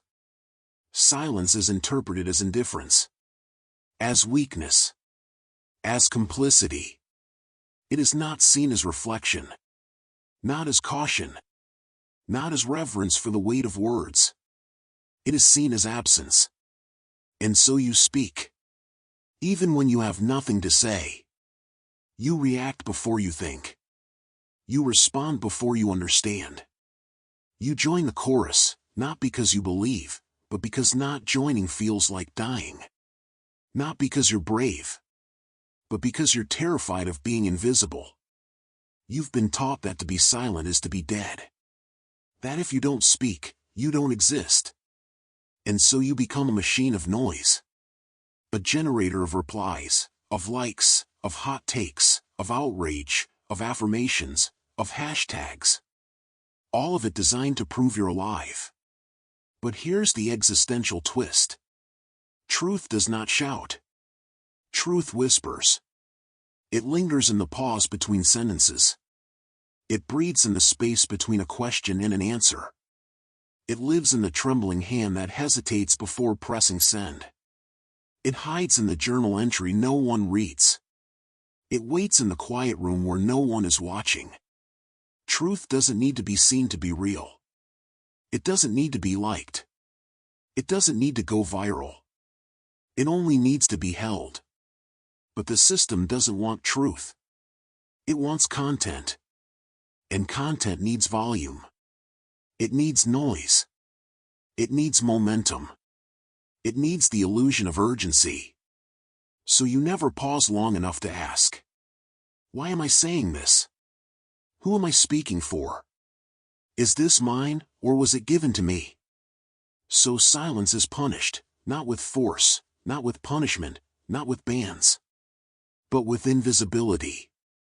You are not blocked. You are not censored. You are simply ignored. Your message doesn't trend. Your thought doesn't spread. Your voice doesn't echo. And over time, you learn. To speak is to survive. To be silent is to vanish. So you speak. Even when your soul is empty. Even when your heart is full of grief you can't name. Even when your mind is tired of performing. Even when you know, deep down, that what you're saying isn't true. You say it anyway. Because silence feels like death. And the quiet ones? They're the ones who still remember what it means to feel. The ones who sit with their thoughts instead of broadcasting them. The ones who don't post their pain, they carry it. The ones who don't turn their grief into content. They turn it into compassion. The ones who don't argue to win. They listen to understand. And they're the ones they're most afraid of. Because the system doesn't fear the loud. It fears the still. It fears the person who doesn't need to be seen to be whole. The person who doesn't need to be praised to know their worth. The person who doesn't need to be validated to know the truth. The quiet ones don't need the system. They don't need the noise. They don't need the applause. And that is the most dangerous thing of all. Because if enough people stop speaking, not out of fear, but out of refusal, the noise will collapse under its own weight. And the silence? It won't be empty. It will be full. Full of breath. Full of memory. Full of the quiet hum of people remembering. Not who they're supposed to be, but who they've always been. And that is the sound. No algorithm can replicate. No post can mimic. No hashtag can contain. It is the sound of a soul that has stopped trying to be heard and has finally learned how to listen to itself, to others, to the world, not as a spectacle, but as a sacred, trembling thing. And the system? It doesn't know what to do with that. Because it can't monetize stillness. It can't sell silence. It can't make a trend out of a breath. And so, it tries to fill it with more noise, more posts, more voices, as if the answer to silence is more screaming. But it's not. The answer is to stop. Just stop. And listen. And remember, you were never meant to be loud. You were meant to be present. And presence is the most revolutionary thing you can ever be. You didn't speak up. You stayed quiet. It wasn't because you didn't care. It wasn't because you were afraid of consequences, not exactly. It was because you felt, in that moment, the weight of something deeper. A quiet, creeping dread that if you opened your mouth, you wouldn't be believed. Or worse, you'd be judged. Or worst of all, you'd be alone. So you didn't say anything. And now, every time you think of it, every time a similar moment arises, every time you hear a lie being passed as truth, every time you witness something wrong and feel your throat tighten, you feel it. A dull ache in your chest. Not sharp. Not sudden. Not loud. Just there. Persistent. Like a bruise you can't stop pressing. That ache? It's not regret. Regret is a memory. It's a thought you can hold, examine, release. This is different. It's been rewired. It's now your conscience. Shame is not a natural emotion. It is a tool. A perfectly crafted one. Quiet, efficient, and devastatingly effective. You were never told, you were wrong for staying silent. That would have been too direct. Too crude. Too easy to resist. Instead, you were made to feel. You are unworthy. You didn't hear, the system is flawed. You heard, I am flawed for not fixing it. You didn't hear, they didn't give you space to speak. You heard, I wasn't brave enough. You didn't hear, no one expected you to carry the burden. You heard, I should have done more. And so, shame became your internal monitor. It doesn't shout. It doesn't scream. It doesn't even use words. Not always. It lingers in the silence after a conversation ends. It rises in the middle of the night when you're half asleep. It surfaces when you see someone else speak up. And you feel not admiration, but a hollow, twisting pang. It whispers. You should have said something. You should have cared more. You're not good enough. You're not strong enough. You're not worthy of being heard. You don't need external punishment. You've internalized it. And here's the mind-bending beauty of this trick. You become your own jailer. You don't need guards. You don't need chains. You don't need threats. You need only memory. And every time you think of a moment you stayed silent, you punish yourself.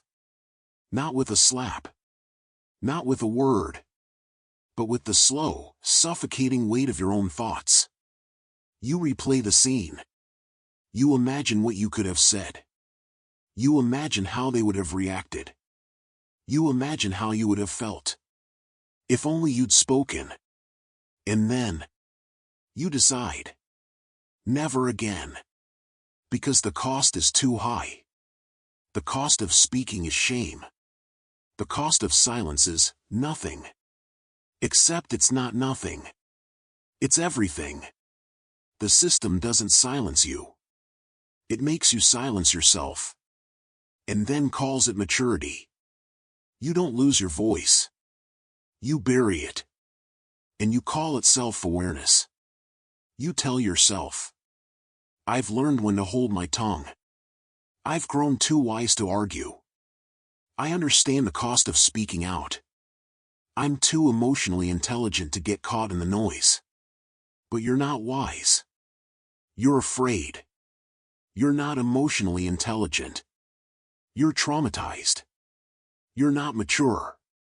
You're broken. Not by force, but by the quiet, relentless erosion of your own worth. You've been taught that your silence is a sign of strength, that your restraint is wisdom, that your refusal to speak is dignity. But dignity doesn't come from swallowing your truth. Dignity comes from speaking it, even when no one listens. You've been taught that your silence is protection, that it keeps you safe, that it keeps the peace. But peace built on silence is not peace. It's surrender dressed in calm. And over time, you forget what your voice sounded like. You forget the shape of your own conviction. You forget that you once believed something. Something real, something raw, something true. And that belief didn't die. It just learned to whisper. In the dark. In the shower. In the spaces between heartbeats. And now, when someone asks you, why didn't you say something? You don't answer. You just look away. Because you already know the answer. And you're too ashamed to say it out loud. You don't say, I was afraid. You say, I knew better. And that's the final twist. The system didn't take your voice. It made you believe that you gave it away on purpose, that you chose silence, that you chose shame, that you chose to be small. And now, you wear it like a crown. Because if you're the one who stayed quiet, then you must be the wise one, the mature one, the one who understands. And if you're the one who understands, then you're not broken. You're better. You're better than the ones who scream. You're better than the ones who fight. You're better than the ones who still believe. That truth needs to be heard. And so you stay quiet. Again. And again. And again. Not because you don't care, but because you've been taught. In 1,000 quiet, loving, devastating ways. That to speak is to be unworthy. And to be silent is to be holy. And you've become its most faithful priest. Praying in the dark. For a voice you no longer remember. For a truth you no longer dare to name. For a world where you might one day, just once, feel safe enough to say, I'm still here. I'm still me. And I'm not okay. But you don't say it. Because you've been taught that the greatest virtue is to be quiet. And so you are. And you wonder, not for the first time, if you ever were anything else. You used to speak your mind. You didn't filter. You didn't hesitate. You didn't wait for permission. You said what you felt, even when it was messy, even when it was uncomfortable, even when it made people look away. You said, this doesn't feel right. You said, I don't believe that. You said, why are we doing this? And then, slowly, quietly, you stopped. Now you pause. You filter. You hold back. You swallow the words before they reach your lips. You delete the draft before you hit send. You nod along when you want to scream. You smile when you want to cry. And you tell yourself, I've grown up. You believe it, too. You've been told, again and again, that maturity means restraint. That wisdom means silence. That emotional intelligence is knowing when not to speak. That diplomacy is avoiding conflict. That being professional means never rocking the boat. And so you obey. You wear your silence like a tailored suit, crisp, polished, perfectly fitted to the expectations of the room. You call it grace. You call it composure. You call it peace. But what if the boat was designed to sink? What if the boat isn't just a vessel, it's a structure? A carefully constructed system built on exploitation, silence, and slow erasure. Where dissent is quietly erased, where truth is buried under layers of politeness, where the only thing louder than a question is the sound of everyone pretending not to hear it. And your maturity?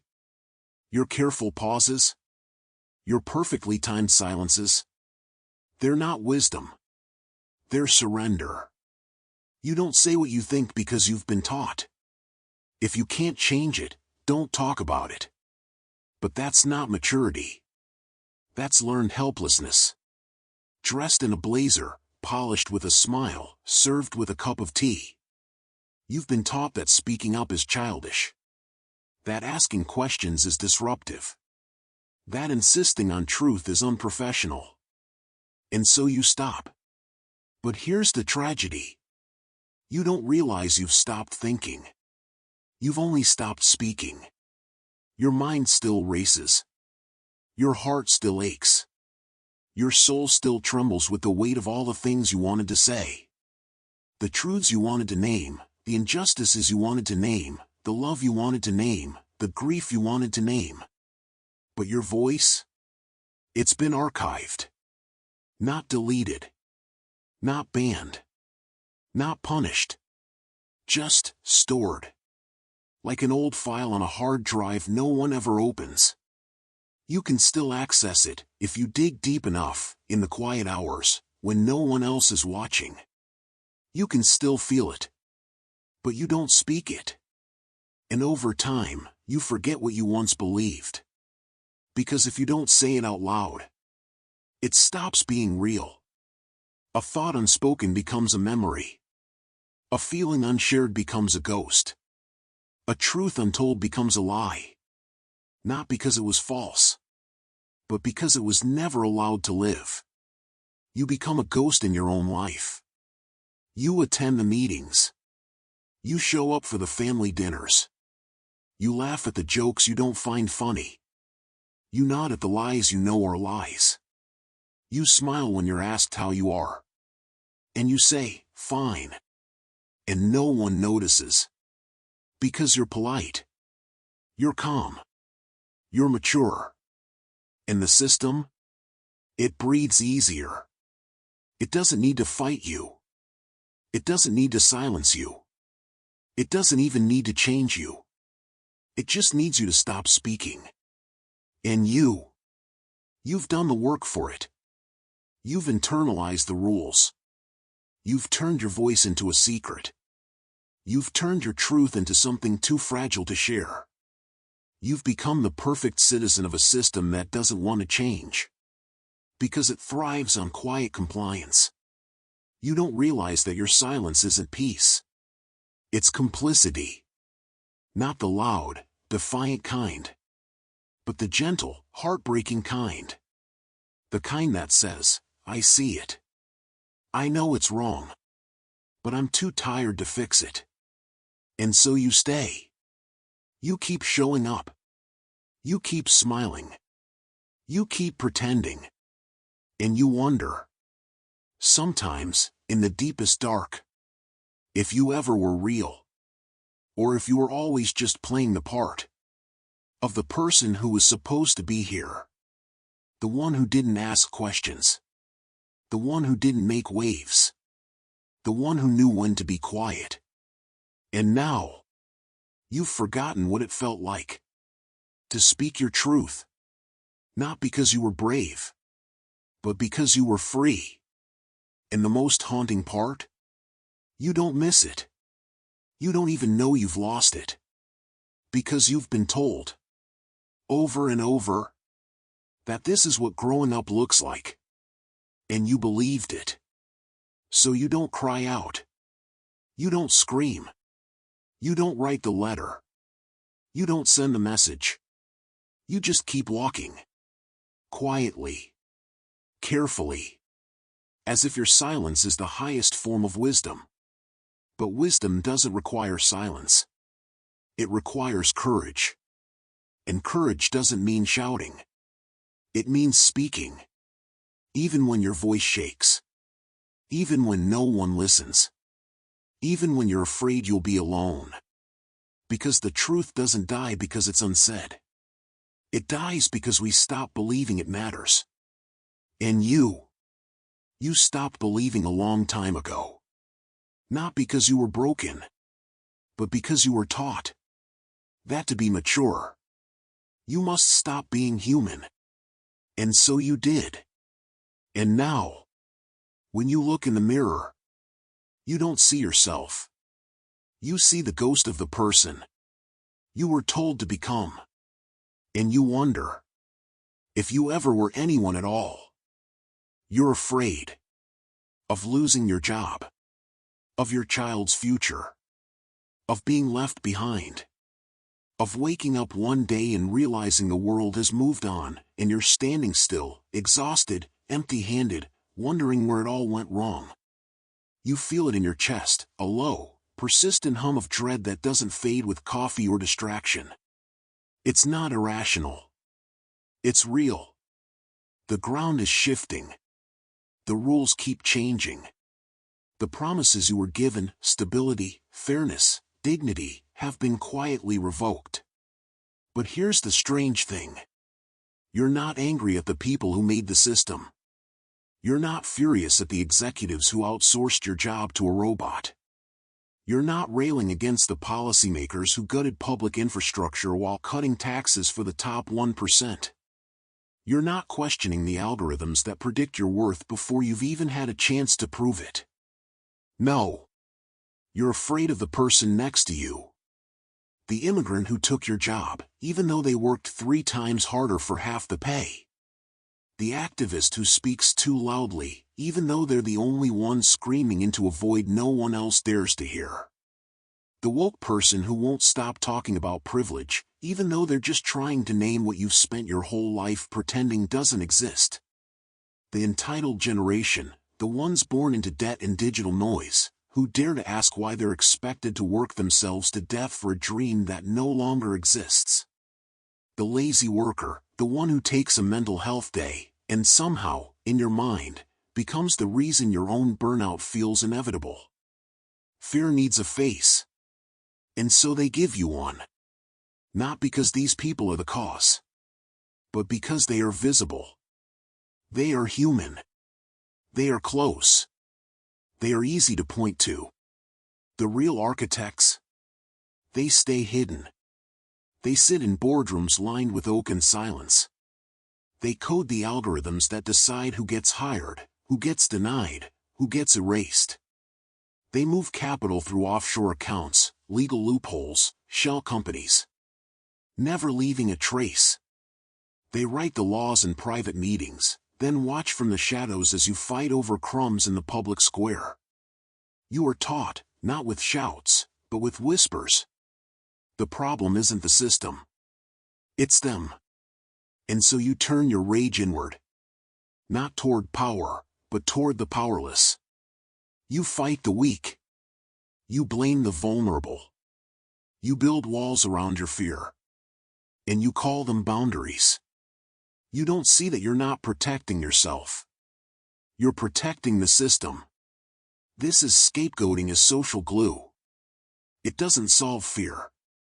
It distributes it. It takes the raw, uncontainable terror of a collapsing world. The terror of meaninglessness, of inequality, of abandonment. And fractures it. It spreads it thin across 1,000 tiny targets. A single mother on welfare.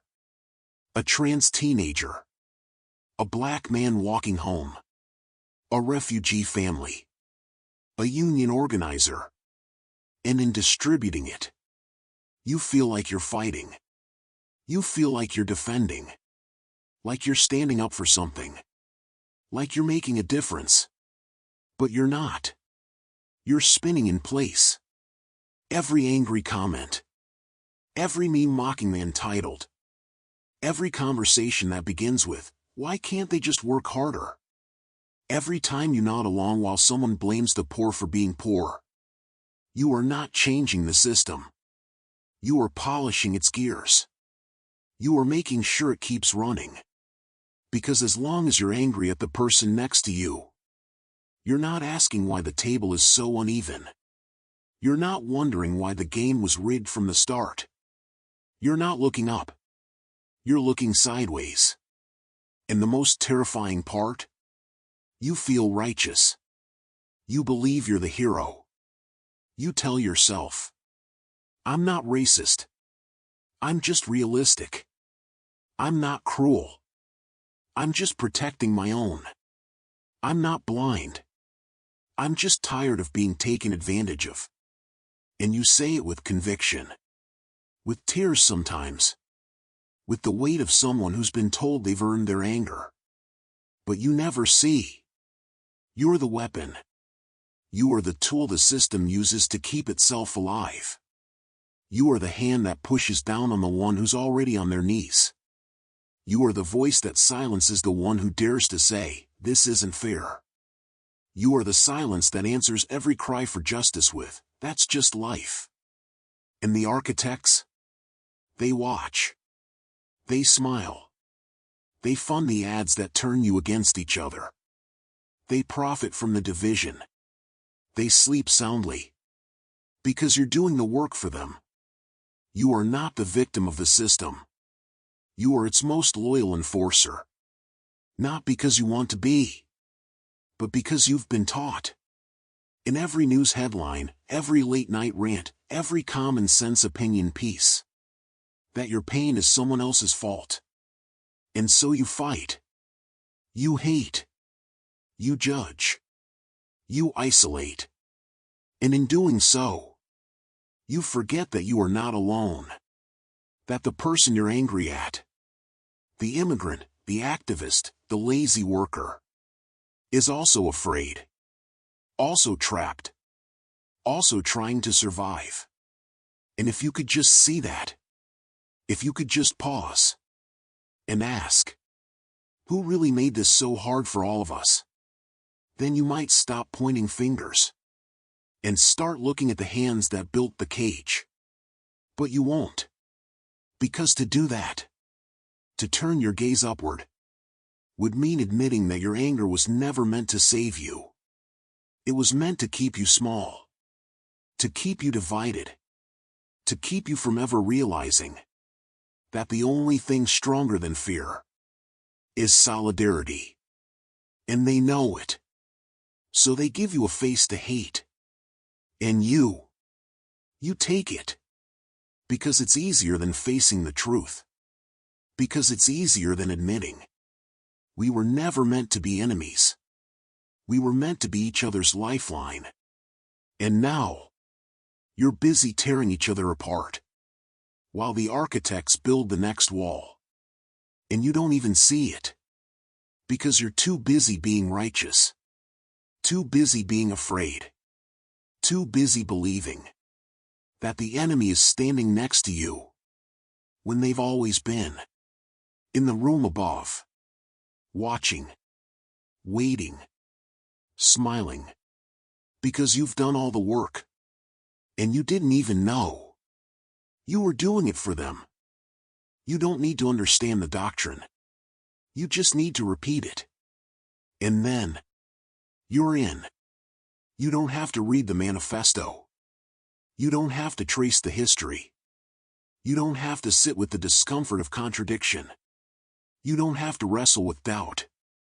You just have to say the words. I believe in justice. I believe in equality. I believe in science. You say them like prayers. You post them like banners. You wear them like badges, pinned to your jacket, typed into your bio, whispered in group chats after a long day. And when you do, you are welcomed. You are nodded at. You are liked. You are shared. You are called good. You are called woke. You are called one of us. You didn't earn it with thought. You earned it with repetition. Belief is no longer about conviction. It's about belonging. The system doesn't care if you get it. It only cares if you perform it. You don't study the philosophy behind the slogan. You wear the slogan like a uniform. You don't question the policy that erodes civil liberties under the banner of safety. You post the hashtag and move on. You don't read the report on climate collapse. You share the infographic with a single tear emoji. In performance, not understanding, not depth, not courage, has become the new piety. You are not asked to think. You are asked to affirm, to echo, to align, to signal. And in doing so, you are accepted. But here's the quiet collapse. Belief without inquiry becomes dogma. You stop wondering why justice is always framed as a slogan. You stop asking how equality is measured when it's reduced to a profile picture. You stop questioning whether science is being used to empower or to pacify. Dogma without truth becomes ritual. You say the words because you've been told to. You post the hashtags because you've been shown how. You nod along because you've learned that silence is safer than skepticism. And ritual? Ritual doesn't change the world. It just makes you feel like you're part of something that does. You don't need to know why. You just need to say it. And in saying it, you are accepted. And in being accepted, you forget to ask. You forget that belief is not the same as action.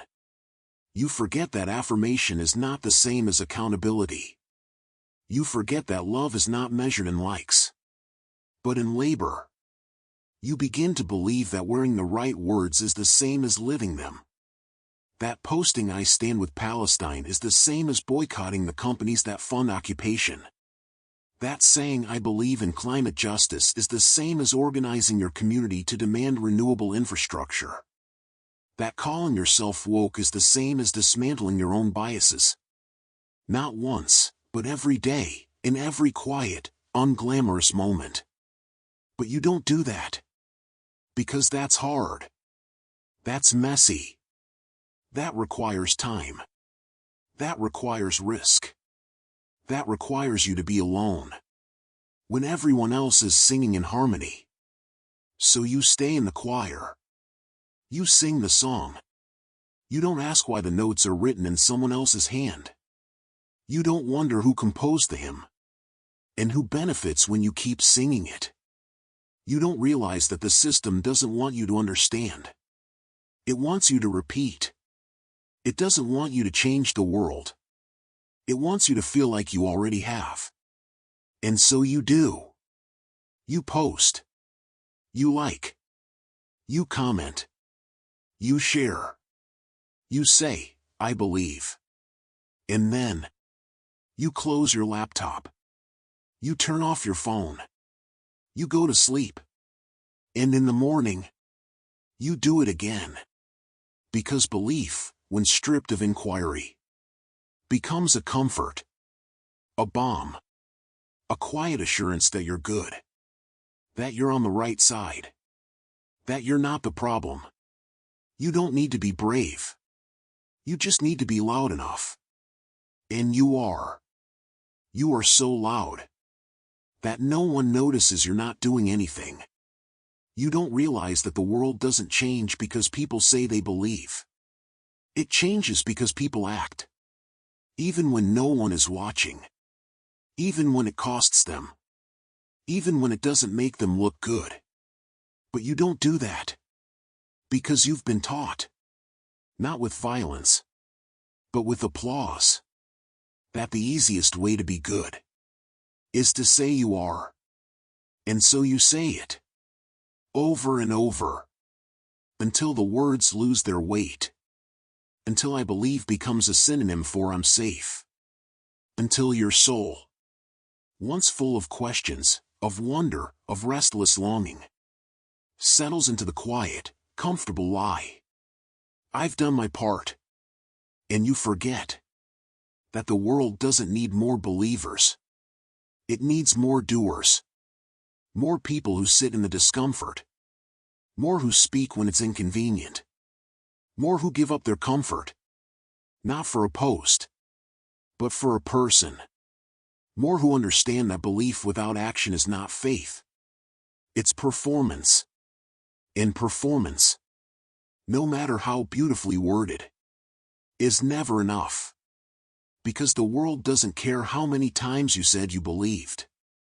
It only cares what you did when no one was watching. And you're still waiting for someone to say, "Good job." And you're afraid, not of being wrong, but of being ignored. So you keep saying it. I believe. I believe. I believe. And you forget. That belief isn't the end. It's the beginning. And you never got past the first word. At least I'm not homeless. At least I have health insurance. At least I didn't get fired. You say these things like prayers. Like mantras whispered in the dark before sleep. Not because you're joyful, but because you're trying to convince yourself you're not broken. These are not triumphs. They are lowered ceilings. You don't wake up celebrating. You wake up counting. Counting the hours you worked. Counting the bills you paid. Counting the days since your last panic attack. Counting the minutes until your next shift. You work 60 hours a week.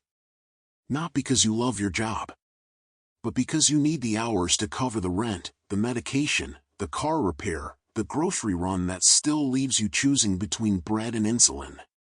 You have no savings. Not because you're careless, but because every dollar you earn is immediately swallowed by the machine. A flat tire.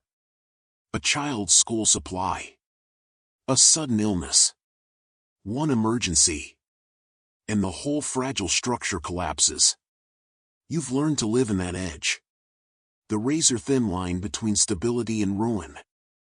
And yet, you say, "I'm doing better than my parents." You say it with pride. As if it's a victory. But it's not. You're not rising. You're just not falling as fast. Your parents worked 2 jobs and still couldn't afford a home. You work 3 and still can't afford a future. They had no health insurance. You have insurance that won't cover your therapist. They had no retirement. You have a 401k with a 3% match and a balance that wouldn't cover a month's rent in the city you live in. You didn't climb the ladder. You just got a slightly less broken rung. And they call that progress. The system doesn't need you to thrive. It only needs you to not die. It doesn't care if you dream. It doesn't care if you hope. It doesn't care if you want more. It only cares that you keep showing up. That you keep working. That you keep quiet. That you keep believing. Even as your body aches and your spirit dims. That this is as good as it gets. And so it rewards you for barely surviving. It gives you a pat on the back for not being homeless. It praises you for making it when your paycheck arrives 3 days late. It tells you, with a knowing smile, you're doing great for someone in your position. The mind-bending horror? You've been trained to measure your worth by how close you are to collapse. The less you have, the more you're praised for making it. You are not lifted. You are kept just above the abyss. So you never look up. Because if you look up, you might see the walls. The ones built by deregulation. The ones forged by wage suppression. The ones reinforced by the slow, steady erosion of public goods. Schools, transit, mental health care, housing. While the rich get tax breaks and private islands. And when you do look up, when you dare to whisper, "This isn't enough," when you say, "I deserve more than this," they don't argue. They don't fight. They don't defend the system. They say, "Be grateful." Gratitude for survival is the final surrender. It is the quietest, most devastating form of control.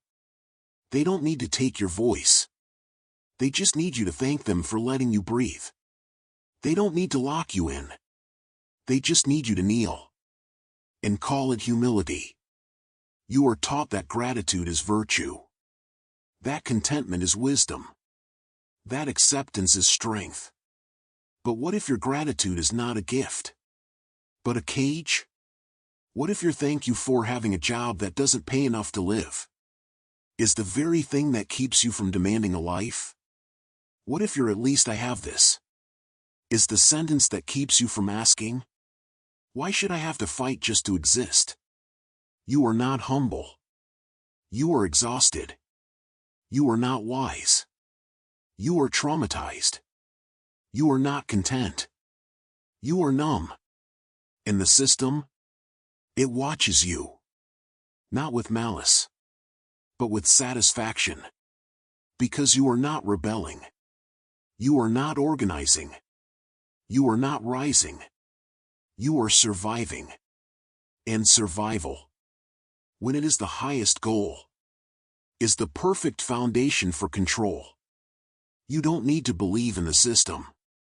You just need to be too tired to leave it. You don't need to trust it. You just need to fear what comes after. And so you stay. You work. You save. You scrape. You say, "It's not perfect, but it's mine." But it's not yours. It was never yours to begin with. It was given to you. Not as a gift, but as a lifeline.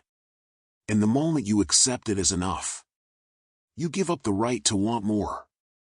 You give up the right to dream, to build, to demand, to rise. You become a ghost in your own life. Not because you were silenced, but because you learned to thank the silence. You say, "I'm grateful." And they nod. And they smile. And they go back to their boardrooms to design the next ceiling. Lower. Closer. Closer to the ground. So you never have to look up again. And you keep saying, "At least I'm not homeless." But you don't say, "Why am I this close to it?" And that is the question they never want you to ask. Because if you do, you might realize you were never meant to survive. You were meant to thrive. And they know it. So they give you just enough to keep you breathing. Just enough to keep you quiet. Just enough to keep you believing that this barely living, barely breathing, barely holding on, is victory. And you believe it. Because you're tired. And the truth is too heavy to carry. So you carry the gratitude instead. And you never notice. You've traded your future for a thank you note. We're doing this for your safety. We're protecting you from harm. It's for your own good. You've heard these words 1,000 times, whispered by parents, murmured by employers, repeated by institutions, echoed in policy announcements and parental advice and government press releases. They come wrapped in tenderness, draped in concern, softened by a sigh or a hand on your shoulder. They sound like love. And so you believe them. But these are not words of love. They are the oldest lies in human history. Not because they are false in intent, but because they are true in tone, and false in consequence. Control dressed as care is the most seductive form of domination. It does not demand obedience with force. It does not threaten with punishment. It does not lock doors or silence voices with violence. It opens them, gently, and invites you in. You're not told, you're not allowed to think. You're told, we're shielding you from toxic ideas. You're not told, you can't travel. You're told, we're keeping you safe from dangerous places. You're not told, we're watching you. You're told, we're looking out for you. And so you surrender. Not because you're afraid, but because you're loved. You let them read your texts because they just want to make sure you're okay. You stop speaking to certain friends because they aren't good influences. You avoid controversial books because they'll confuse you. You swallow your doubts because they don't want you to get hurt. You let them choose your career path, your partner, your beliefs, because they know what's best. And in every act of surrender, you feel not loss, but gratitude. You thank them for their vigilance. You thank them for their worry. You thank them for their protection. You hug them when they say, "I only want what's best for you." You cry when they say, "I'd do anything to keep you safe." And you never ask. Not out of fear, but out of love. What safety costs? What safety costs is your autonomy. What safety costs is your right to be wrong. What safety costs is your chance to stumble, to question, to fail, to rise on your own. The most terrifying part? You thank them. You hug them. You say, "I'm so grateful." Because love is the most powerful cage. It doesn't need locks. It doesn't need guards. It doesn't need chains. It only needs your belief that this is what love looks like. And so you don't fight it. You don't even see it. You think you're safe. But safety without autonomy is not safety. It is captivity with a lullaby. You are not being protected. You are being curated.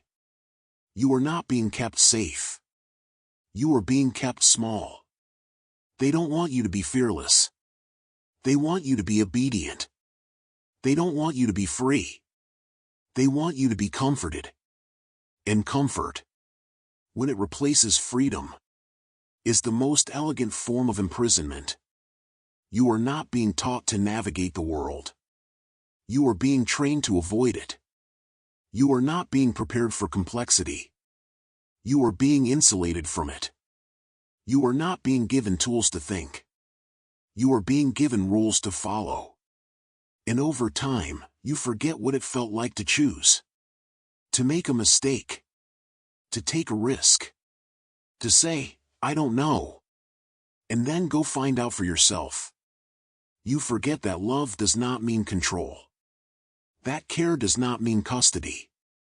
That protection does not mean possession. You forget that the deepest form of love, the kind that lasts, the kind that builds, the kind that heals, is the kind that lets you go. The kind that says, "I trust you.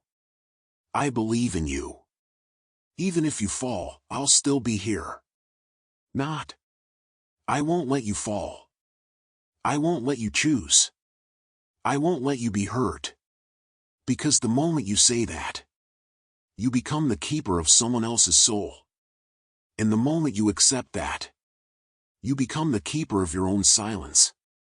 You become the person who never asks, "Why can't I decide? Why can't I see the whole picture? Why am I not allowed to be afraid, and still act?" You become the person who says, "I understand. I know you mean well. I appreciate you." And you never say, "I need to be free." Because you've been taught. Not with shouts, but with tears. That freedom is dangerous. That independence is selfish. That curiosity is reckless. And so you stay. You stay in the house they built for you. You stay in the job they approved. You stay in the beliefs they handed you. You stay in the relationships they approved. You stay because you believe they love you. And you do. You love them back. You love their worry. You love their vigilance. You love the way they hold you when you cry. Not because you're broken, but because you're too sensitive. And you never realize. You were never meant to be healed. You were meant to be managed. You were never meant to be strong. You were meant to be safe.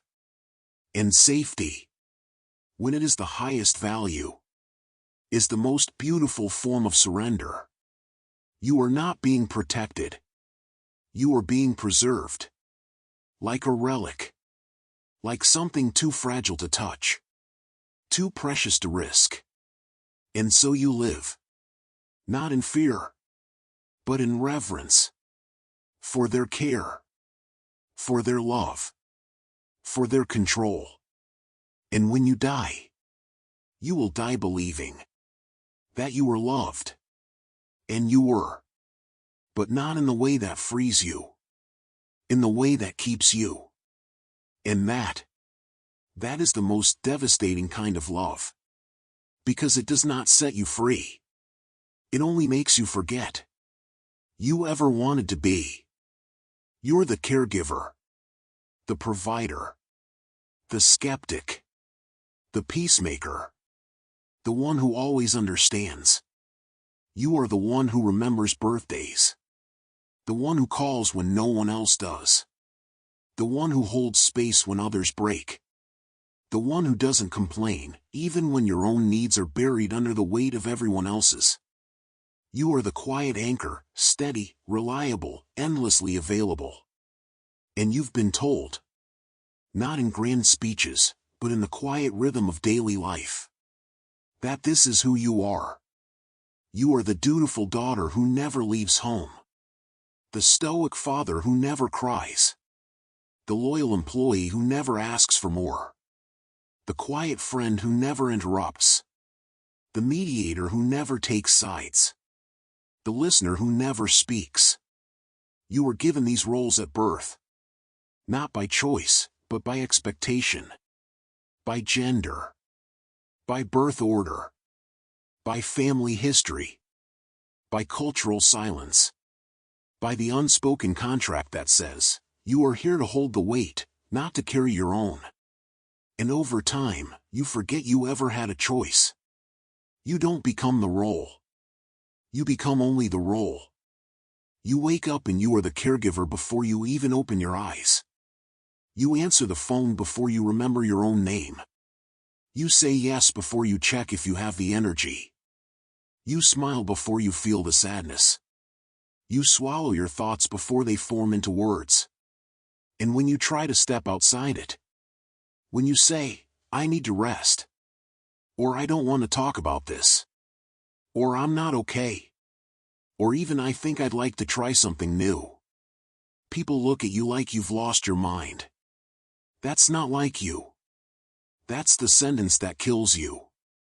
Not because it's cruel, but because it's true. In the way they mean it. You are not supposed to be anything else. You are not supposed to want more. You are not supposed to change. You are not supposed to be complicated.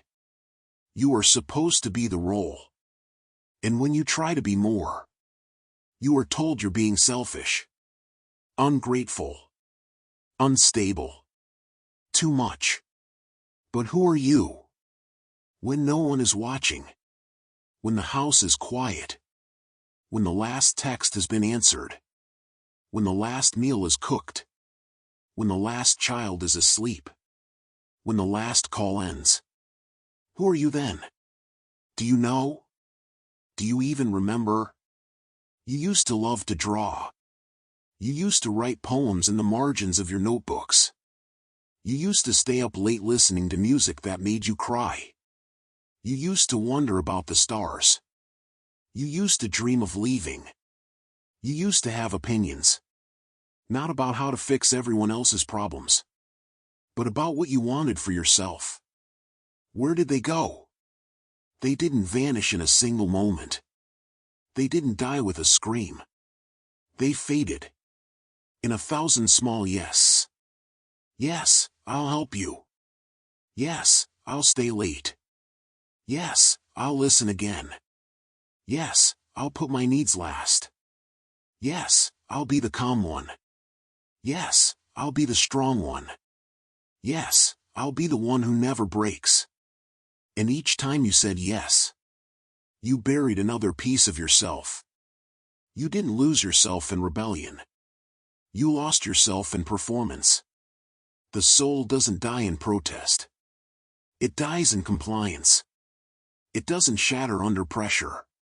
It dissolves under patience. It doesn't scream for help. It whispers, "I'm fine," until the whisper becomes the only voice it knows. And no one ever tells you, "You were never meant to be this." They never say, "You were meant to be more." They never say, "You were meant to be messy, to be unsure, to be angry, to be afraid, to be wrong, to be selfish sometimes, to want things for yourself, not because you're owed them, but because you're alive." They never say, "You don't have to be the glue." They never say, "It's okay if you're not the one who holds it all together." They never say, "You are allowed to be a person, not a role." And so you keep performing. You keep showing up. You keep giving. You keep smiling. And you forget. Not because you're weak, but because you're loved. Because you're praised. Because you're needed. Because you're the one everyone leans on. And that's the quietest kind of trap. Because you're not trapped by force. You're trapped by gratitude. You're trapped by the way your mother says, "I don't know what I'd do without you." You're trapped by the way your partner says, "You're my rock." You're trapped by the way your coworkers say, "You're the only one who gets it." And you believe them. You believe that your worth is measured in how much you give. That your value is defined by how much you hold. That your identity is the role you play, not the person you are beneath it. And now, when you look in the mirror, you don't see yourself. You see the caregiver, the provider, the peacemaker. And you wonder, not with anger, but with sorrow, if you ever were anyone else. If you ever were just you. Not the one who fixes. Not the one who listens. Not the one who endures. Just you. With your own dreams. Your own fears. Your own silence. Your own voice. Waiting. For someone to ask. Not what you can do, but who you are. And you've waited so long. You've forgotten how to answer. Because you were never taught that you were allowed to be. You were only taught how to serve. And now, you are so good at it. You don't even remember what it felt like to be served, to be held, to be seen, to be loved. Not for what you do, but for who you are. And you wonder, in the quietest hours, if you ever were that person, or if you were always just the role, and the real you was never invited to the table. Why are you asking so many questions? You're overthinking. Not everyone needs to know. You've heard these words before, not shouted, not scolded, but whispered with the soft, concerned tone of someone who means well. A teacher, a parent, a colleague, a friend, their voice gentle, almost tender, as if they're trying to spare you the burden of knowing too much. But these are not warnings. They are warnings disguised as kindness. Curiosity is the first spark of freedom. It is the quiet, persistent flame that flickers in the dark when everything else is silent. It is the child who asks, "Why is the sky blue?" Not because they want a textbook answer, but because they are trying to understand the shape of the world. It is the adult who stares at a policy and wonders, "Who decided this?" Not out of cynicism, but because they still believe meaning should be earned, not inherited. And systems that depend on obedience. Fear sparks. Not because curiosity leads to revolution. Not always. But because curiosity leads to awareness. And awareness, even the smallest, quietest kind, is the first step away from control. So they teach you, gently, over years. Don't ask why. Don't wonder how. Don't question what's behind the curtain. They don't lock the door. They don't paint over the windows. They simply say, "You don't need to know." And you believe them. Because you've been taught that knowing is dangerous. That wondering is indulgent. That asking questions is disrespectful. To authority, to tradition, to the quiet, unspoken rules that hold everything together. You are told that curiosity is a burden. That some truths are too heavy for ordinary people. That peace is found in not knowing. And so you stop. You swallow your questions. You silence your wonder. You let the answers be given to you. Not because you trust them, but because you fear what happens if you dig deeper. Because if you do, you might see the wires. You might notice how the story you were told doesn't quite fit the facts. You might realize the rules were never written in stone. They were scribbled by someone who never had to live under them. You might see the pattern. The same names in the same rooms. The same phrases repeated like prayers. The same silence around the same truths. And if you see the wires, you might pull them. Not with violence. Not with rage. But with a quiet hand. With a single question asked in the right moment. With a quiet, "I don't think this is right." And that is what terrifies them. Not because you'll burn the house down, but because you might realize you didn't need to live in it at all. The most devastating part? You begin to shame yourself for being curious. You apologize for asking. You say, "I'm sorry, I'm just nosy." You laugh it off. You say, "I guess I think too much." You tell yourself, "It's not my place." But curiosity is not nosiness. It is the last breath of your humanity. It is the part of you that still believes the world should make sense. That still believes truth matters. That still believes you have the right. Not to know everything, but to ask. And they know it. They know that curiosity is the one thing no algorithm can predict. No policy can control. No slogan can replace. It is wild. It is untamed. It does not bow. It does not kneel. It does not say, "I believe." It says, "I wonder." And so they call it rebellion. Not because you're rising up, but because you're looking down and seeing the foundation is cracked. Rebellion must be silenced. Not with jail cells. Not with laws. But with shame. With a sigh. With a look. With a gentle, "You're thinking too hard." And over time, you learn to silence yourself. You stop asking questions. You stop wondering. You stop looking behind the curtain. You become quiet.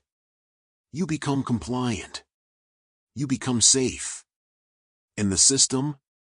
It breathes easier. Because you are no longer a threat. You are a ghost. Wearing the face of a good person. A quiet person.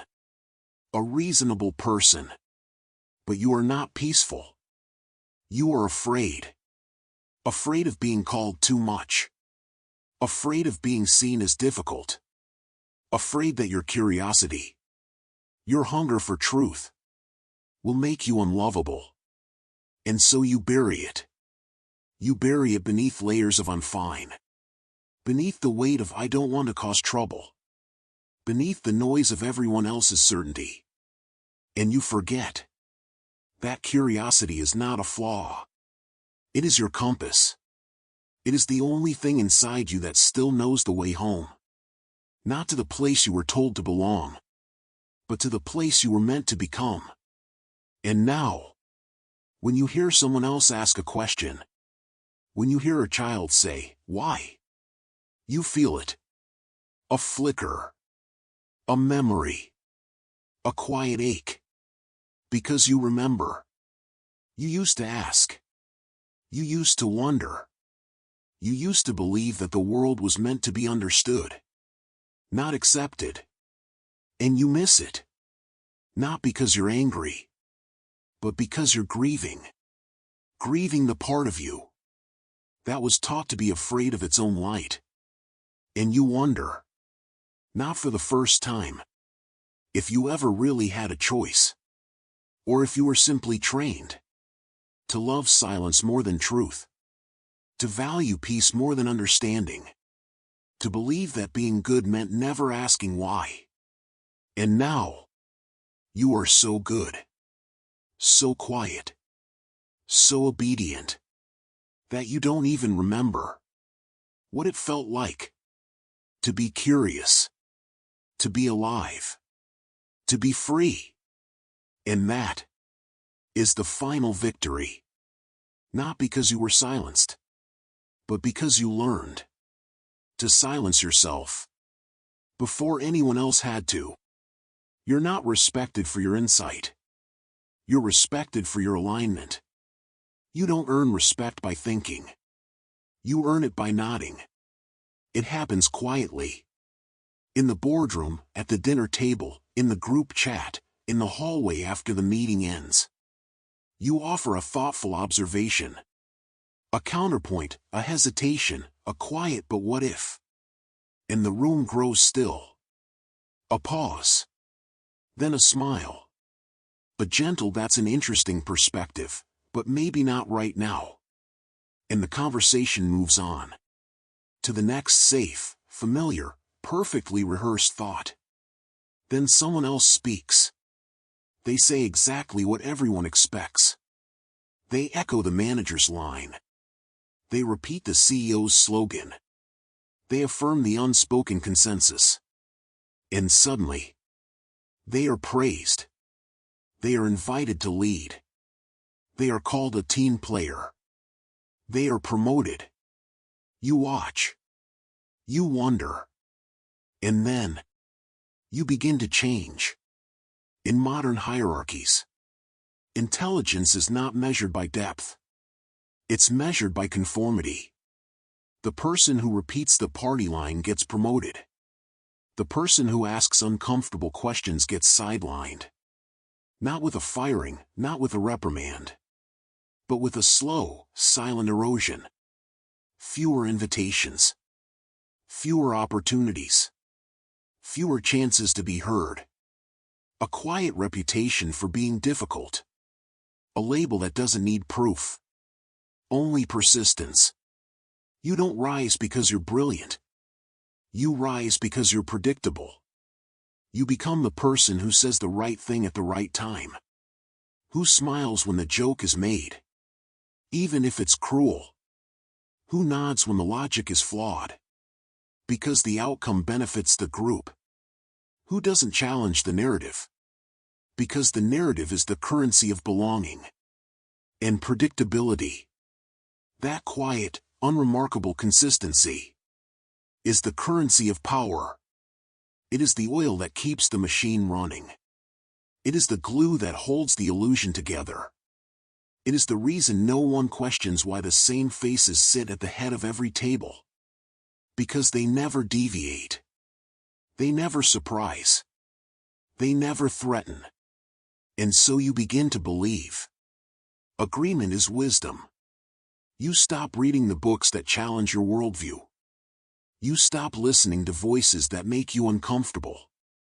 You stop wondering if the story you've been told is the whole story. You don't need to think. You need to align. And when you do, you feel elevated. You feel seen. You feel included. You feel like you've made it. Because you're in the club. The club of the well-behaved. The club of the polite. The club of the people who never rock the boat. Because they were never told the boat was sinking. But the club? It was built to keep you out of the world. Not to protect you. Not to elevate you. But to contain you. It doesn't want you to lead. It wants you to follow. With your eyes open. But your voice closed. It doesn't want you to innovate. It wants you to maintain. It doesn't want you to dream. It wants you to manage.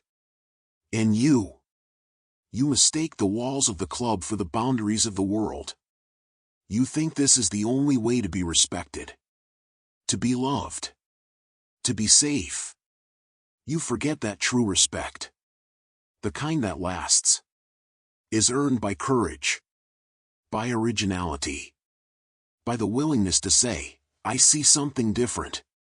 You forget that wisdom is not the repetition of what is said, but the quiet, stubborn act of asking why it is said.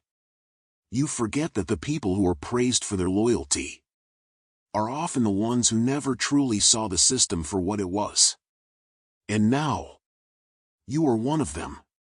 You don't realize you've traded depth for approval. You've traded thought for belonging.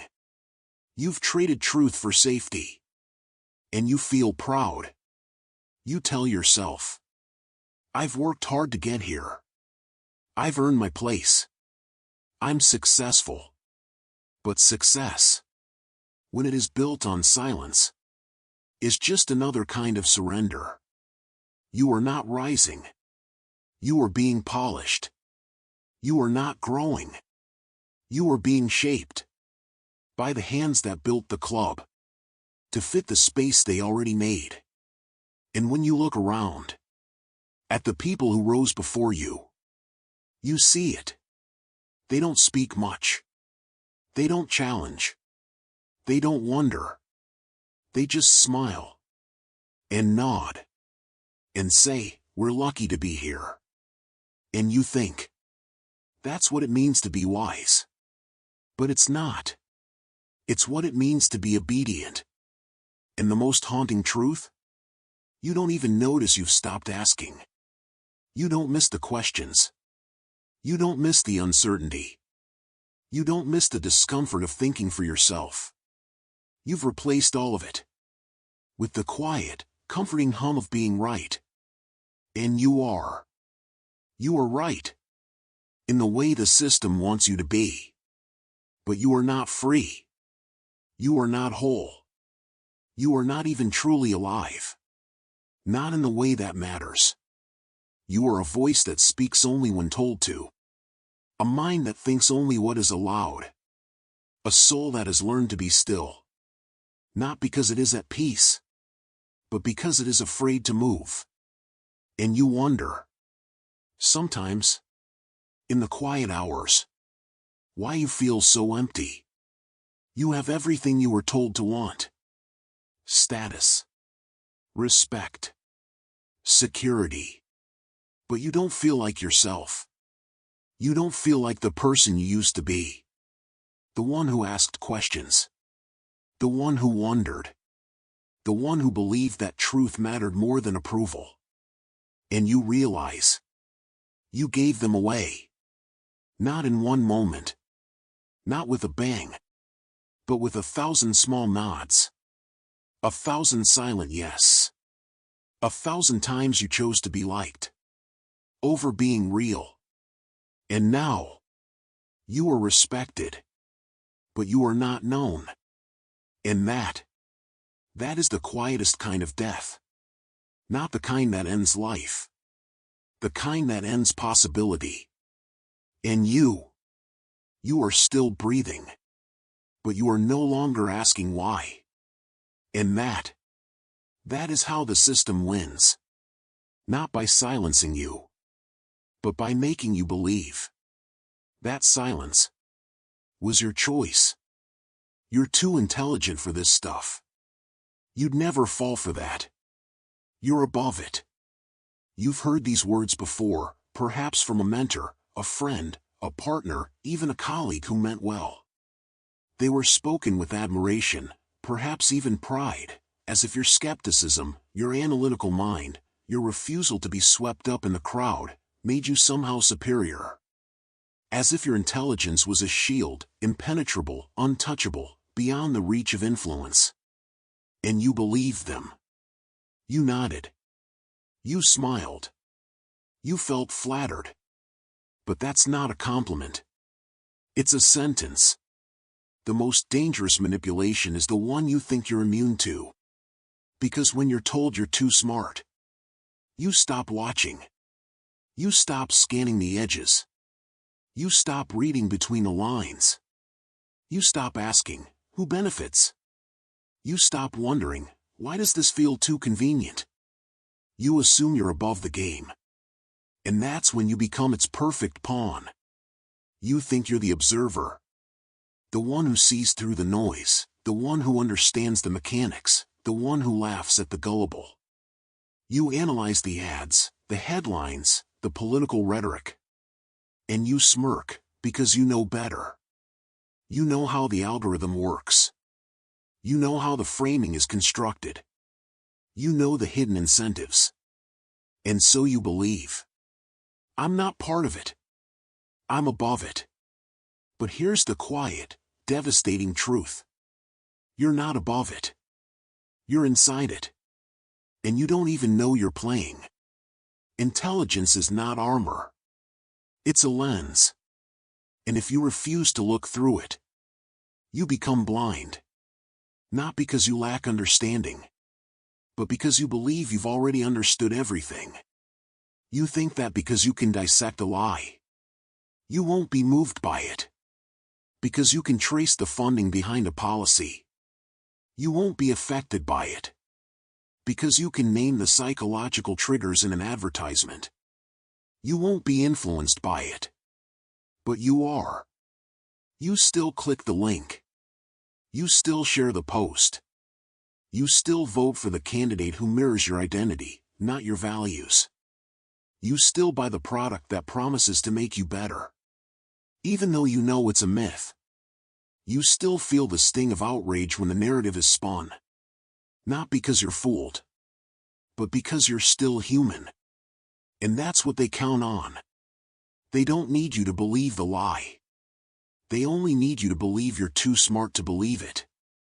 And in that belief, you surrender your vigilance. You stop checking. You stop doubting.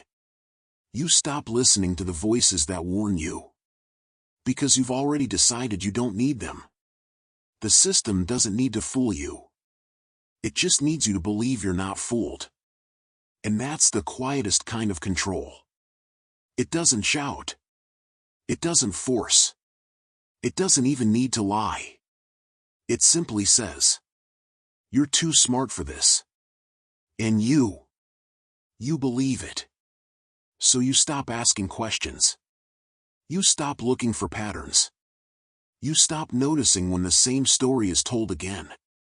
In a new costume, with new names, but the same ends. You stop seeing how your own intelligence is being used. Not to dismantle the system, but to justify your place within it. You think you're the critic, but you're the customer. You think you're the analyst, but you're the data point. You think you're the one holding the strings, but you're the puppet. And the strings are woven into your pride. You are not being manipulated because you're foolish. You are being manipulated because you're confident. Because you're proud. Because you think you've outgrown the need to be cautious. And that's why you're so easy to guide. You don't need to be convinced. You need to be flattered. And when you're flattered, you become complacent. You don't see the slow erosion of your autonomy. Because you're too busy admiring your own mind. You don't notice how your opinions are shaped by the same platforms you claim to despise. Because you think your awareness makes you immune. You don't realize that your skepticism has become performative. A badge you wear to signal superiority. Not to protect yourself. And so you remain. Not free. But convinced you are. The system doesn't need to change your mind. It only needs you to believe you've already won. And in that belief, you become its most loyal guardian. You defend it with your intellect. You rationalize its flaws with your logic. You dismiss the warnings of others. Not because they're wrong, but because you're too smart to listen. And when someone finally says, you're being used, you smile. and say, I know. I'm just choosing to play along. But you're not choosing. You're being led. By the very thing you thought would save you. Your intelligence. Your pride. Your belief that you are above it all. And now, you are not the observer. You are the object.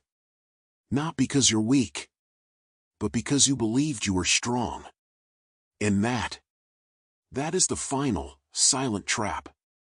The trap that doesn't lock you in. It lets you walk out. And convinces you you're free. Because you're smarter than them. You're above it. And so you never look back.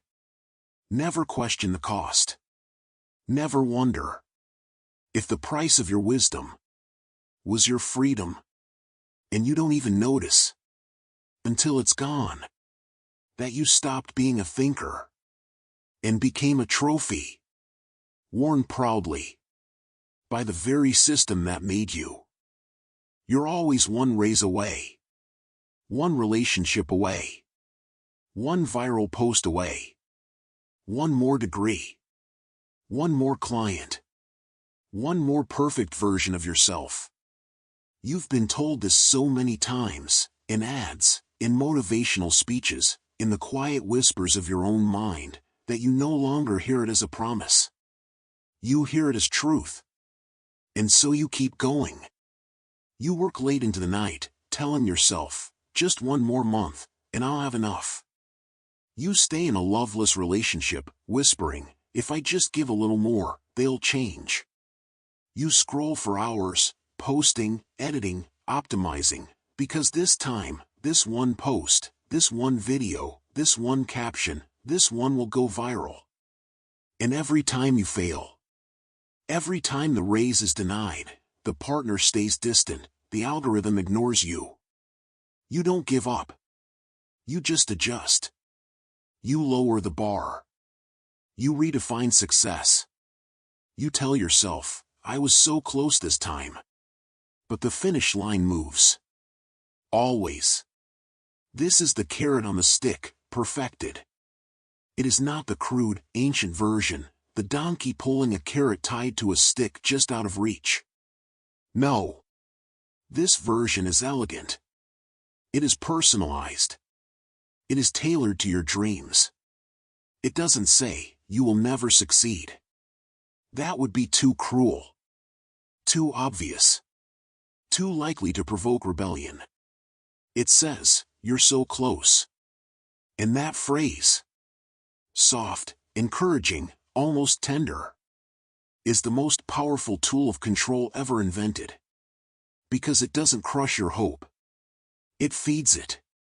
It doesn't deny your potential. It weaponizes it. You work harder. You sacrifice more. You give up weekends. You give up friendships.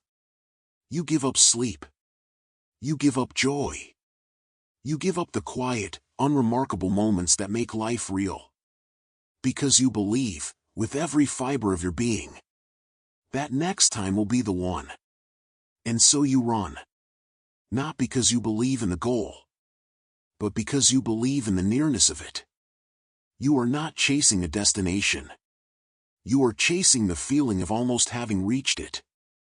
The system doesn't want you to win. It wants you to keep playing. Because as long as you're chasing, you're not looking around. You're not asking, why is this game rigged? Why does the finish line always move?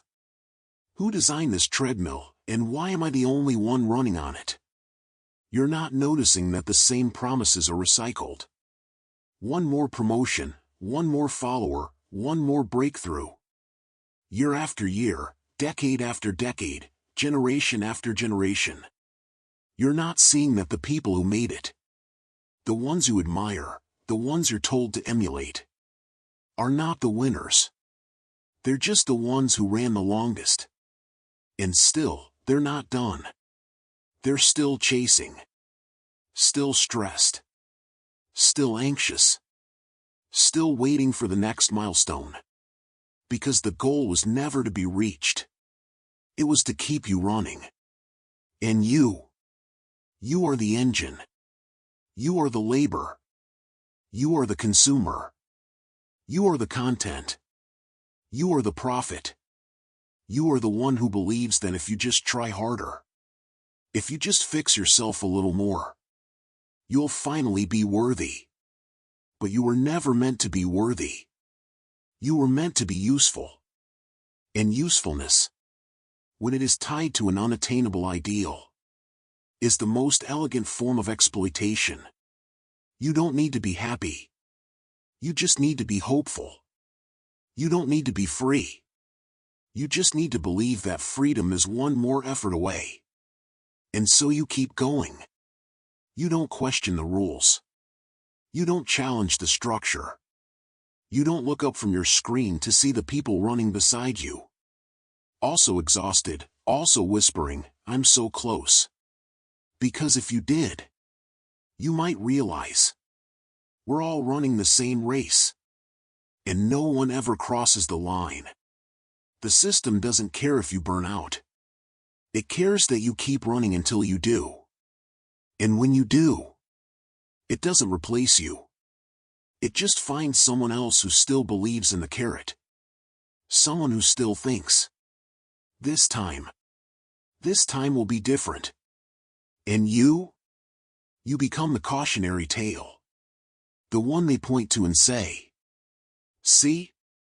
You have to keep going. Even if it's hard. Even if it hurts. Even if you're tired. But you were never meant to be the example. You were meant to be the fuel." And the most haunting part? You never realize you're not chasing a life. You're chasing an illusion. A carefully crafted mirage. Built from your own hopes.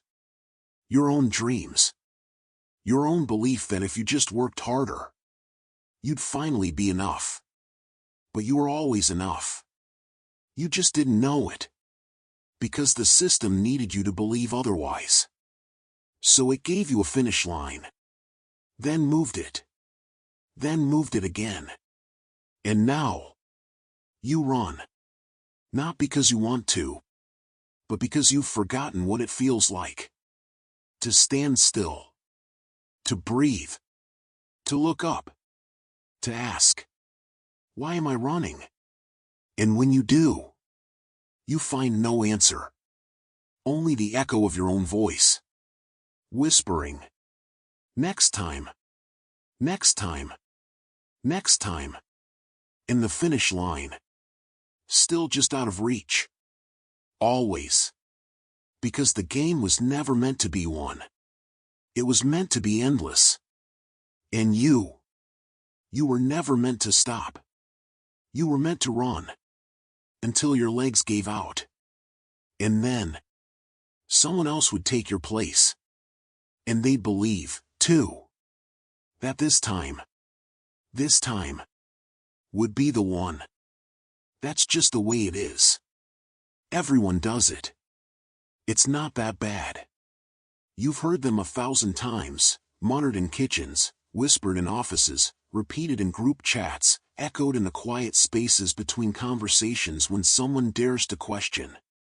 They come softly, like a lullaby for the mind, gentle, familiar, almost comforting.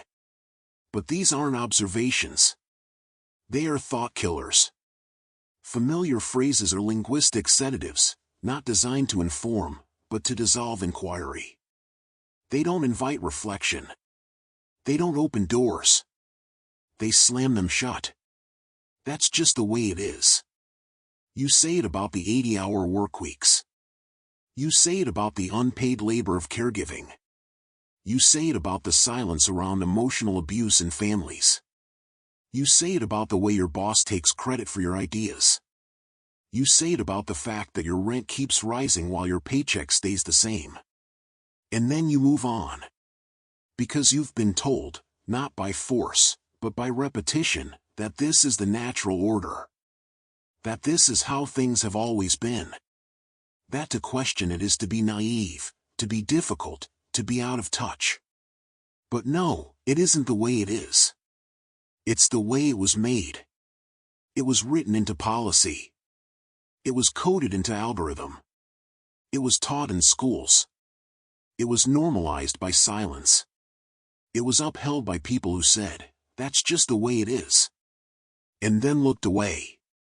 Everyone does it.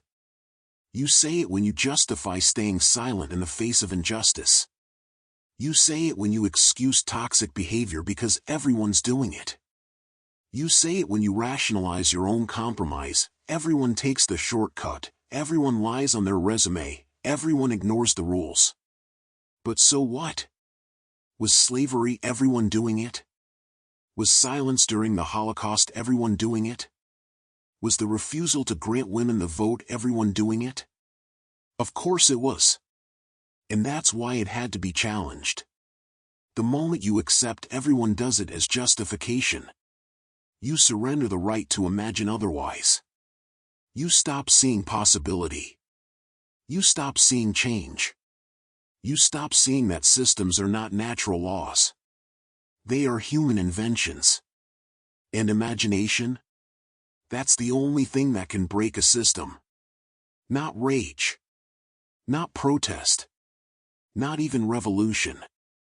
Imagination. The ability to look at the world as it is. And say, this doesn't have to be this way. To imagine a different structure. A different rhythm. A different kind of justice.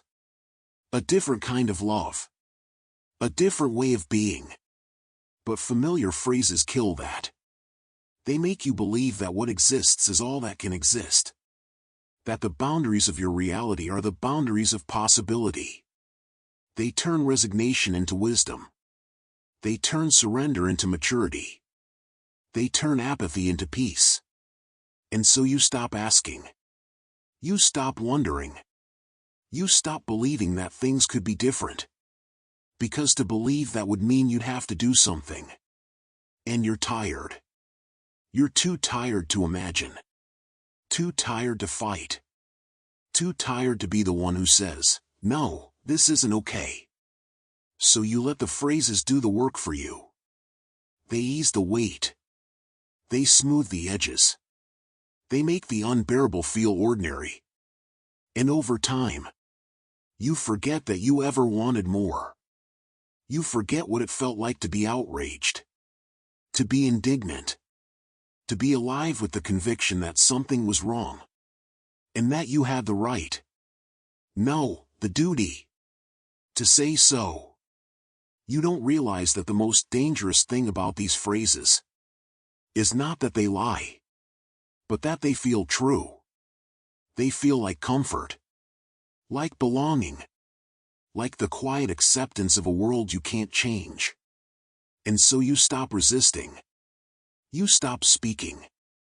You stop imagining. And the system, it breathes easier. Because it doesn't need to silence you. It just needs you to believe that silence is wisdom. That resignation is peace. That the way things are is the only way they can be. And so you live. Not in rebellion. Not in hope. But in quiet, exhausted compliance. You don't fight the system. You just accept it. Because you've been taught that questioning it is pointless. And yet, somewhere, deep inside, you still know. You still feel it. The ache. The whisper. The memory of a time when you believed that things could be different. But you've buried it. Under layers of everyone does it. Under the weight of that's just the way it is. Under the soothing blanket of it's not that bad. And now, when you hear someone else say, "I think this is wrong," you don't join them. You don't nod.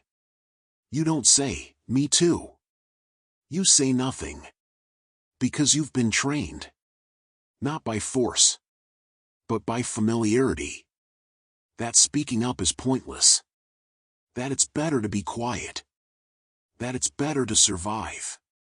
That it's better to believe. Even if only in your heart. That you're not wrong for giving up. You are not broken. You are conditioned. And the most terrifying truth? You don't even realize you've been conditioned. Because the phrases that killed your thinking were the same ones that told you were wise, that you were mature, that you were realistic, that you were finally at peace. But peace built on surrender is not peace. It is the quiet death of possibility. And you are still breathing, but you are no longer dreaming. And that is the cost, not of rebellion, but of acceptance. And you paid it, not with a scream, but with a sigh, and a phrase you've repeated so many times, you no longer even hear it. That's just the way it is.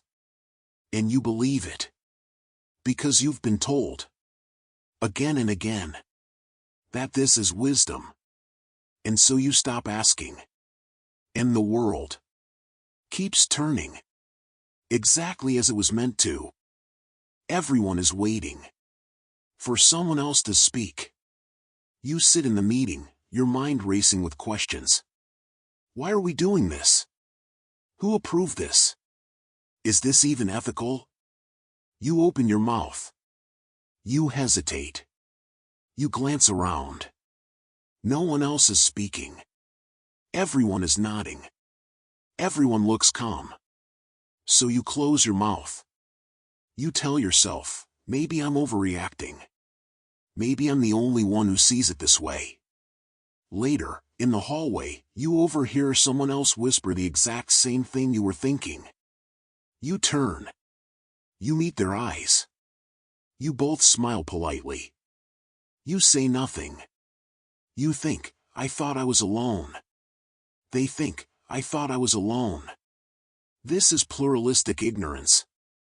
Not ignorance of facts, but ignorance of each other's inner worlds.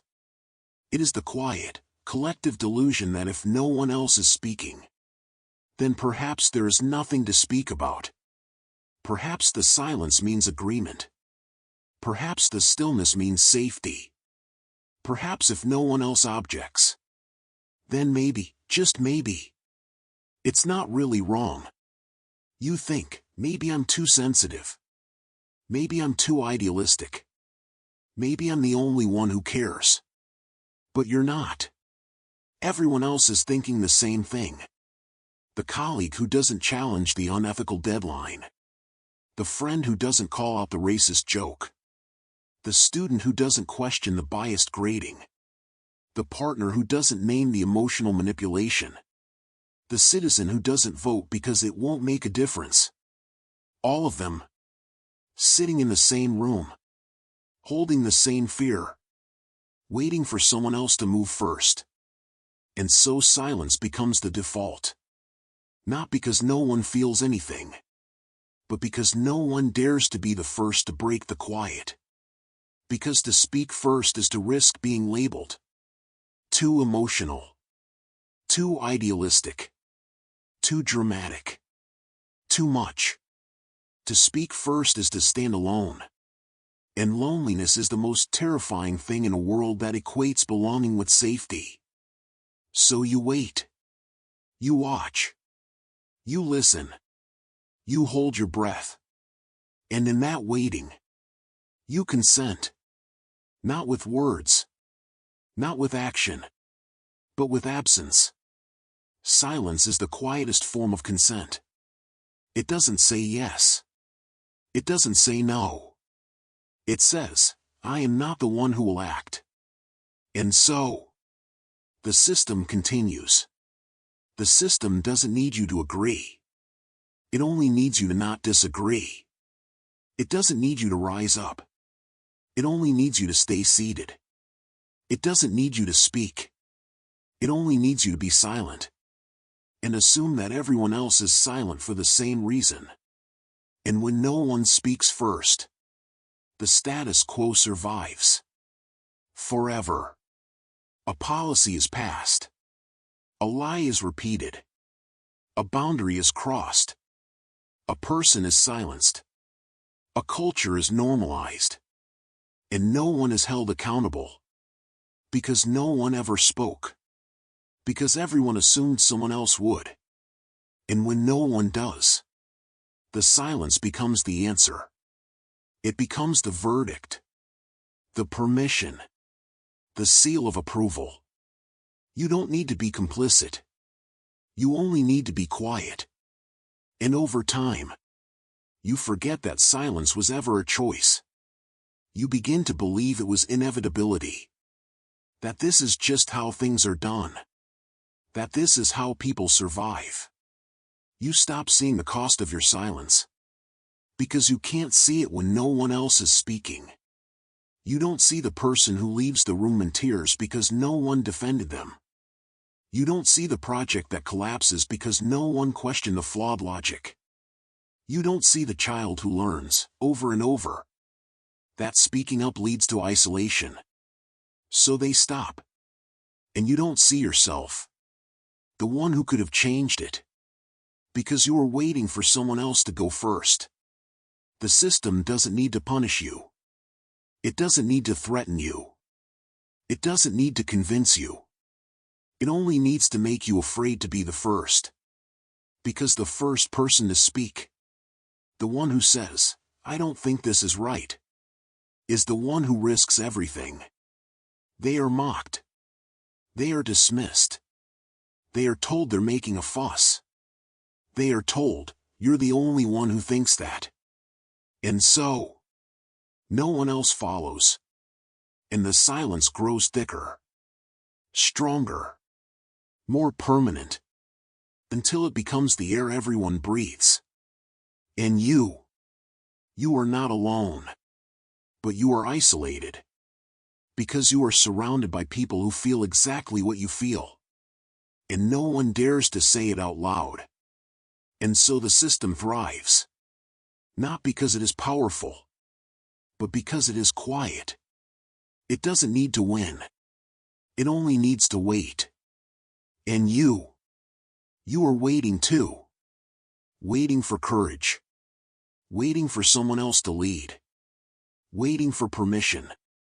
But permission will never come. Because permission was never meant to be given. It was meant to be taken. And the moment you realize that, the moment you understand that silence is not safety, it is surrender, you will have to choose. To speak, even if you are alone. To be the first. To risk the loneliness. To risk the judgment. To risk being called too much. Because if you don't, if you keep waiting, nothing will change. Not tomorrow. Not next year. Not ever. The system doesn't care if you're scared. It only cares that you stay silent. And you are not powerless. You are just afraid. And fear, when it is shared by everyone, becomes a prison. With no walls. No locks. No guards. Just silence. And the quietest thing of all is the sound of 1,000 people holding their breath, waiting for someone else to speak first. And no one ever does. And so, the world keeps turning. Exactly as it was. And you are still here. Still breathing. Still waiting. Still silent. And you wonder, not for the first time, what might have changed. If only you had been brave enough to be the first. You don't get fired. You just disappear. Slowly. Quietly. Exhausted. No announcement. No final meeting. No dramatic exit. You don't get a severance package. You don't get a goodbye party. You don't even get a note. You simply stop showing up. Not because you quit, but because you can't. Your body won't let you. Your mind won't let you. Your heart won't let you. You used to be the one who stayed late. The one who answered emails at midnight. The one who said yes when everyone else said no. You were reliable. You were praised. You were counted on. But now, you stare at your laptop screen in the morning. And you can't move. You can't open the file. You can't reply to the message. You can't remember why you started. You cry in the shower. Not because something terrible happened, but because nothing happened. No crisis. No betrayal. Just the slow, silent collapse of everything you were told to be. They didn't fire you. They didn't have to. They just let you burn out. This is not negligence. It is strategy. They don't need to silence you. They just need to drain you. You work until your mind is fog. Not from stress, but from exhaustion so deep it feels like amnesia. You forget your own opinions. You forget what you used to care about. You forget your dreams. Not because you abandoned them, but because you no longer have the energy to remember them. You work until your body is a shell. Your shoulders permanently hunched. Your eyes constantly red. Your hands trembling from too much caffeine. Too little sleep. Too many tasks you never asked for. You eat when you can. You sleep when you can. You breathe. But you don't live. You work until your voice is a whisper. Not because you're shy, but because you've spoken so much for so long. And no one ever listened. You've said yes too many times. You've explained too many times. You've apologized too many times. For being tired. For needing rest. For having limits. And now, you don't speak at all. Not because you're defeated. Because you're empty. Burnout is not a failure. It's a feature. It is not an accident. It is not a glitch. It is not something that happens to weak people. It is built into the design. The system doesn't break you. It wears you down. It doesn't need you to rebel. It needs you to fade. It needs you to stop asking for more. To stop demanding boundaries. To stop insisting on dignity. It needs you to become quiet. To become small. To become invisible. And when you're worn down, you don't rebel. You just stop. You stop checking your email.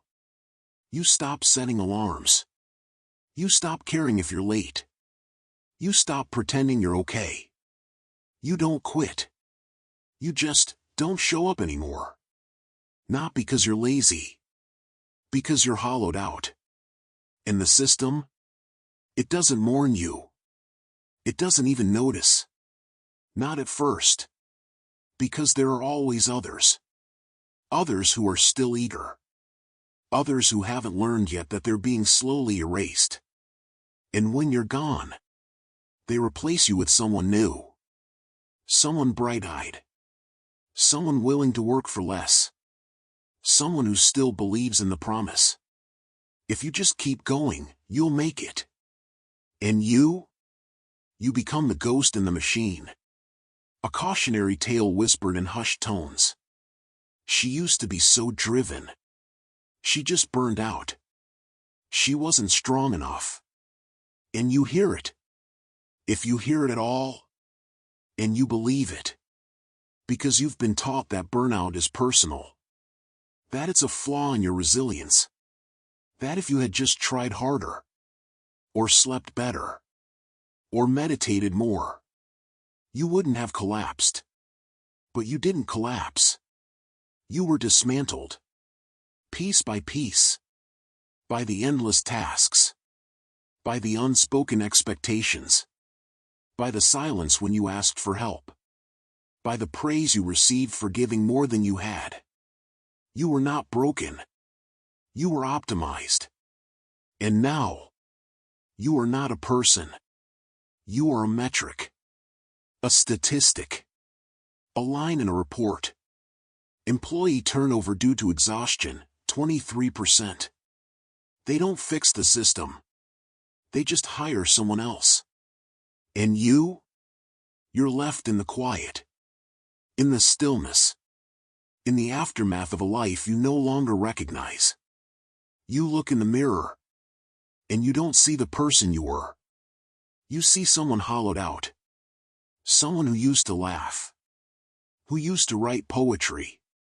Who used to believe in justice. Who used to think the world could be better. Now, you just want to sleep. And when you do, you dream of silence. Not peace. Just silence. No emails. No demands. No voices. Just the quiet. And you wonder if this is what it means to be free. Not to rise. Not to win. Not to be praised. Just to stop. To rest. To be nothing. For the first time in years, you are allowed to be nothing. And it feels like mercy. Because they didn't kill you. They just let you vanish. By making you too tired to stay. And you don't hate them. You don't even blame them. Because you were taught. In 1,000 quiet, loving, devastating ways. That this was your choice. That you were too passionate. Too committed. Too hardworking.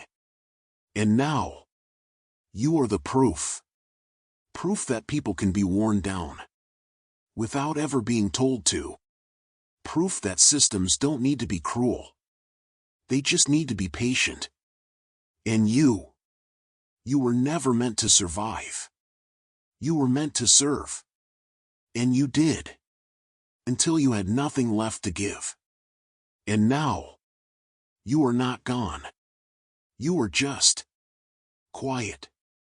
And that is the most devastating kind of victory the system could ever have. Because you didn't fight back. You just stopped. And they didn't have to lift a finger. They only had to wait. I've been through so much. I've carried so much. I've sacrificed everything. You say these things not to seek pity, but to declare your worth. You say them at the dinner table, in therapy sessions, in late-night texts, in the quiet corners of support groups where the lights are low and the air smells like tea and tiredness. You say them with pride. Not because you're proud of the pain, but because you're proud of surviving it. And the people around you, they nod. They lean in. They whisper, "You're so strong." They treat you like a saint. Like someone who has endured what others couldn't. Like someone who has earned a kind of sacredness. Not through triumph, but through suffering. You don't heal. You immortalize your wounds. Suffering is no longer a tragedy. It's a badge. A crown. A legacy. A qualification for belonging. The more you've endured, the more you're revered. You become the martyr of your own story. You are the one who survived the abusive relationship. And now, you speak about it in every group, in every conversation, as if the memory is a prayer. You are the one who lost your job, your home, your dignity. And now, you wear your exhaustion like armor. Telling people, "I've been through hell." You are the one who never took a vacation. Who never said no. Who gave up your dreams for your family, your partner, your job. And now, you speak of your sacrifice as if it were a holy offering. And in becoming that, you stop trying to escape. You stop healing. You stop asking, "What if I didn't have to carry this? What if I didn't have to suffer to be loved? What if I could be whole without having to prove I've been broken?" Because to heal would mean letting go of the identity you've built. The one that says, "I am the one who endured. I am the one who bore it. I am the one who didn't break." And that identity, It gives you something no other part of your life does. Meaning.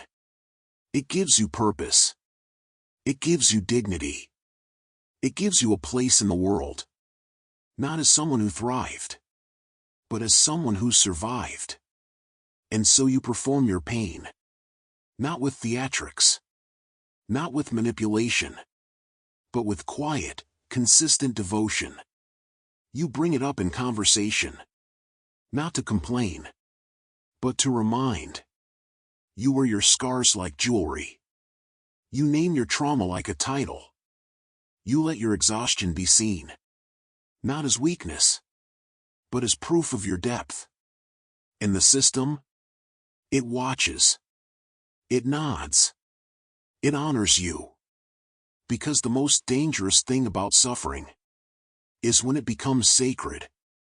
When it becomes a virtue. When it becomes the currency of worth. The most dangerous truth? The system doesn't care if you're healed. It cares if you're useful. And suffering? It makes you quiet. It makes you loyal. It makes you unthreatening. A person who has suffered doesn't demand change. They demand to be heard. And being heard is not the same as being empowered. A person who has suffered doesn't organize. They grieve. And grief is not rebellion. It is surrender dressed in dignity. A person who has suffered doesn't question the system that broke them. They question themselves. Was it my fault? Could I have been stronger? Did I deserve it? And in that inward turn, they become the perfect citizen. They don't rise. They endure. They don't protest. They persist. They don't rebuild. They survive. And so they are honored. They are praised. They are loved.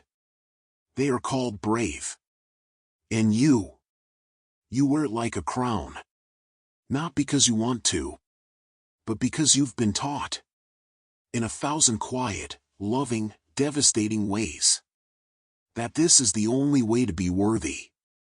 That your pain is not a burden to be lifted, but a gift to be carried. That your scars are not wounds to be healed, but monuments to be preserved. And so you carry them. Every day. Every night. Every breath. You don't talk about your dreams anymore. Because you're afraid they'll seem selfish. You don't talk about your joy. Because it feels like betrayal. You don't talk about peace. Because peace feels like forgetting. You are not broken. You are a monument. And monuments don't move. They stand. They endure. They are admired. But they don't live. And now, when someone says, "You've come so far," you smile. You say, "I've survived." And you believe it. Because you have. But you don't realize. You've survived the system. By becoming its most faithful keeper. You didn't fight it. You became its story. And the system? It doesn't need to change. It just needs people like you. Who carry the weight. And call it grace. Who bear the burden. And call it strength. Who endure the silence. And call it wisdom. And you do. Because you've been told. In every tear, in every hug, in every whispered "I'm so proud of you." That your pain is not your prison. It is your purpose. And so you wear it. Not because you want to, but because you've forgotten what it felt like. To be free of it. To be whole. To be more than your wounds. To be someone who didn't have to suffer. To be loved. And now, you don't even remember that such a person ever existed. You only remember the one who carried it all.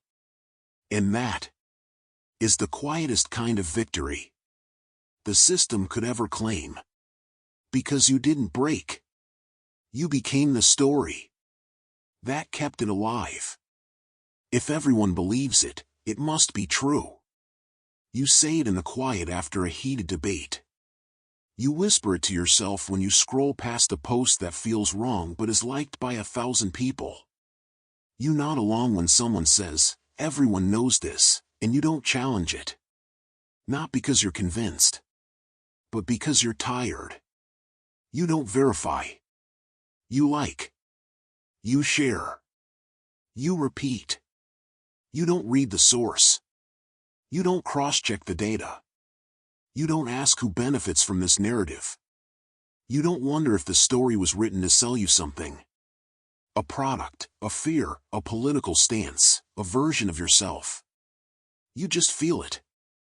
And if it feels right, and if it's trending, you accept it.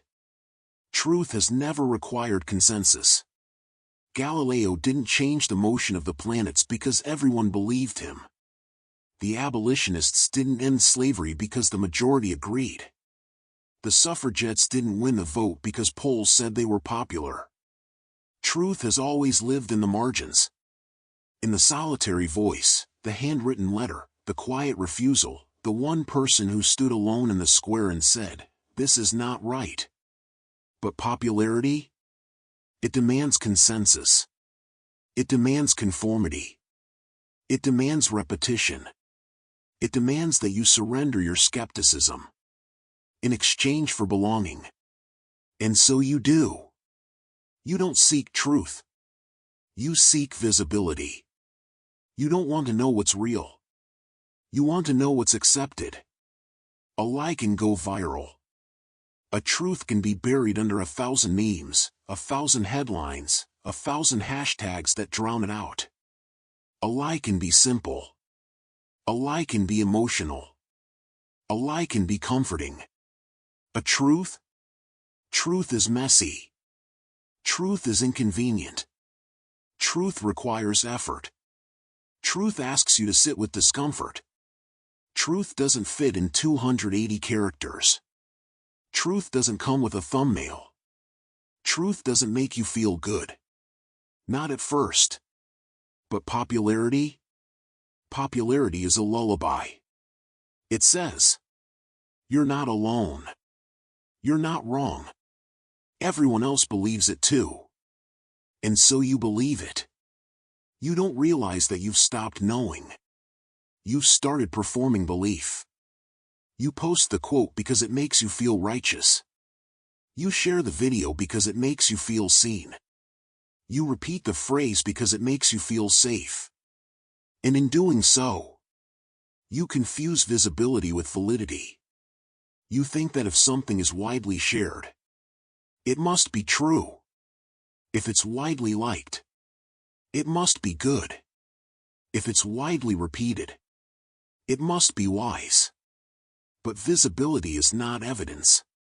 Popularity is not proof. Trending is not truth. And the system? It doesn't care which is which. It doesn't care if you're informed. It only cares that you're engaged. It doesn't care if you're right. It only cares that you're clicking. It doesn't care if you understand. It only cares that you feel. Because feeling is easier than thinking. And feeling is more profitable. The mind-bending horror? You are no longer seeking truth. You are seeking belonging. You don't want to know what is real. You want to know what is accepted. You don't want to be right. You want to be with the right people. And belonging is the death of knowing. Because to belong, you must agree. You must conform. You must silence your doubts. You must swallow your questions. You must stop asking, "Who made this popular? Why is this being pushed? What is being hidden to make this feel true?" You must stop being curious. You must stop being skeptical. You must stop being alone in your thinking. And so you become part of the crowd. You don't think for yourself anymore. You think with everyone else. You don't form your own opinions. You adopt the ones that have already been chosen for you. By algorithms, by influencers, by the loudest voices. By the ones who profit from your belief. And when you finally realize, when you pause, when you look up from your screen, when you remember what it felt like to wonder, you feel sick. You feel ashamed. You feel like you've been lied to. But you weren't lied to. You were seduced. Seduced by the comfort of consensus. Seduced by the warmth of the crowd. Seduced by the illusion that if everyone believes it, then it must be safe. But safety without truth is not safety. It is surrender. And now, you live in a world where truth is not discovered. It is manufactured. Where facts are not verified. They are voted on. Where wisdom is not earned. It is liked. And you? You are not an individual thinker. You are a node in a network. A signal in a stream. A reaction to a trend. You are not a seeker. You are a follower. And the most devastating part? You don't even notice. Because you're not alone. You're not wrong. You're just popular. And you've been taught. In every algorithm, every headline, every viral post, that this is the highest form of knowing. That truth is not found in silence. It is found in volume. That wisdom is not in solitude, but in retweets. And so you keep scrolling. You keep sharing. You keep believing. Because to stop would mean to be alone. And you're too tired to be alone. So you stay. You stay in the crowd. You stay in the noise. You stay believing. Not because you know, but because you're afraid to find out that you never did. And when you finally close your eyes, in the quiet, in the dark, you hear it. A whisper. Not from the crowd. Not from the feed. But from somewhere deep inside. A place you've forgotten. What if you were never meant to believe what everyone else does? What if you were meant to question? What if truth doesn't need a million likes? Just one honest voice? And you don't answer. Because you're too tired. Too afraid. Too used to believing that being right means being popular. And you've forgotten that the most important truths were never the ones everyone believed. They were the ones no one wanted to say. And you stopped saying them because you didn't want to be alone. And now you are alone with the echo of a million voices telling you what to believe. And you don't know anymore what you believe at all. You don't need freedom. You need a warm blanket. A soothing playlist. A pill that makes the ache go away. Isn't that enough? You say it to yourself, softly, at night, after scrolling through another feed of protests, another headline of injustice, another story of someone else's pain you can't fix. You light a candle. You play the ambient tones. You take the magnesium gummy. You journal, I am grateful for this moment of peace. And for a little while, you feel better. You feel calm. You feel centered. You feel in control. And so you believe. This is enough. You don't need to protest. You don't need to organize. You don't need to question the system that made you feel this way in the first place. You just need to feel better. Comfort is not peace. It's anesthesia. They give you meditation apps that track your breath like a metric. They give you aromatherapy diffusers that smell like forests you've never visited. They give you gratitude journals that ask you to list 3 things you're thankful for. As if listing them can undo the fact that you're working 2 jobs to afford rent. They give you digital retreats, mindfulness courses, breathwork challenges, color therapy, sound baths. All packaged with serene imagery, soft voices, and the gentle promise, you are enough. Just as you are. All while the world burns. The rent is rising. The planet is heating. The children are anxious. The workers are exhausted. The systems are failing. And you are being taught to heal yourself first. But what if the wound isn't yours to heal? What if the ache in your chest isn't because you're stressed, but because you're alive in a world that was never meant to hold you? What if your insomnia isn't a disorder, but a response to the weight of a broken world? What if your depression isn't chemical, but moral? What if your numbness isn't failure, but survival? And what if healing yourself keeps you from seeing the system? You are taught. In every wellness influencer's post, every corporate wellness program, every therapist's gentle suggestion, that your pain is personal, that your exhaustion is internal, that your despair is a problem to be managed, not a signal to be understood. You are told. You need to take care of yourself. You need to set boundaries. You need to meditate. You need to unplug. And you do. You unplug. You meditate. You journal. You take the pill. You buy the candle. And you feel better. But the rent is still due. The boss still demands more. The planet still heats. The child still cries at night. The system still grinds. And you are no longer angry. You are no longer restless.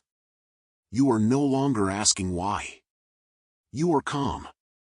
And that is the most dangerous lie of all. That personal wellness can fix collective injustice. It can't. You cannot meditate your way out of wage theft. You cannot journal your way out of climate collapse. You cannot breathe your way out of systemic racism. You cannot light a candle and pray for justice, and then go back to your job that exploits the very people you claim to care about. And by believing it can, you become part of the machine. You become the quiet enforcer of the status quo. You are not liberated. You are pacified. You are not healed. You are numbed. You are not free. You are soothed. And the system? It breathes easier. Because you are no longer a threat. You are a customer. You are a subscriber. You are a user of its products, not its critic. You spend your money on candles instead of organizing. You invest in mindfulness courses instead of union drives. You buy the self-help book instead of reading the policy report. You are not passive. You are performing resistance. You are not changing the world. You are buying the illusion that you are. And in doing so, you become the most effective tool of control. Because you don't rise up. You relax. You don't demand justice. You demand calm. You don't fight the system. You buy its version of peace. And when you do, you stop seeing the cracks. You stop hearing the screams. You stop noticing that the calm you've bought is built on the silence of others. You are not at peace. You are in a trance. And the most devastating part? You believe you are. You look in the mirror and say, I'm doing better. I'm taking care of myself. I'm grounded. And you are. But you are also asleep.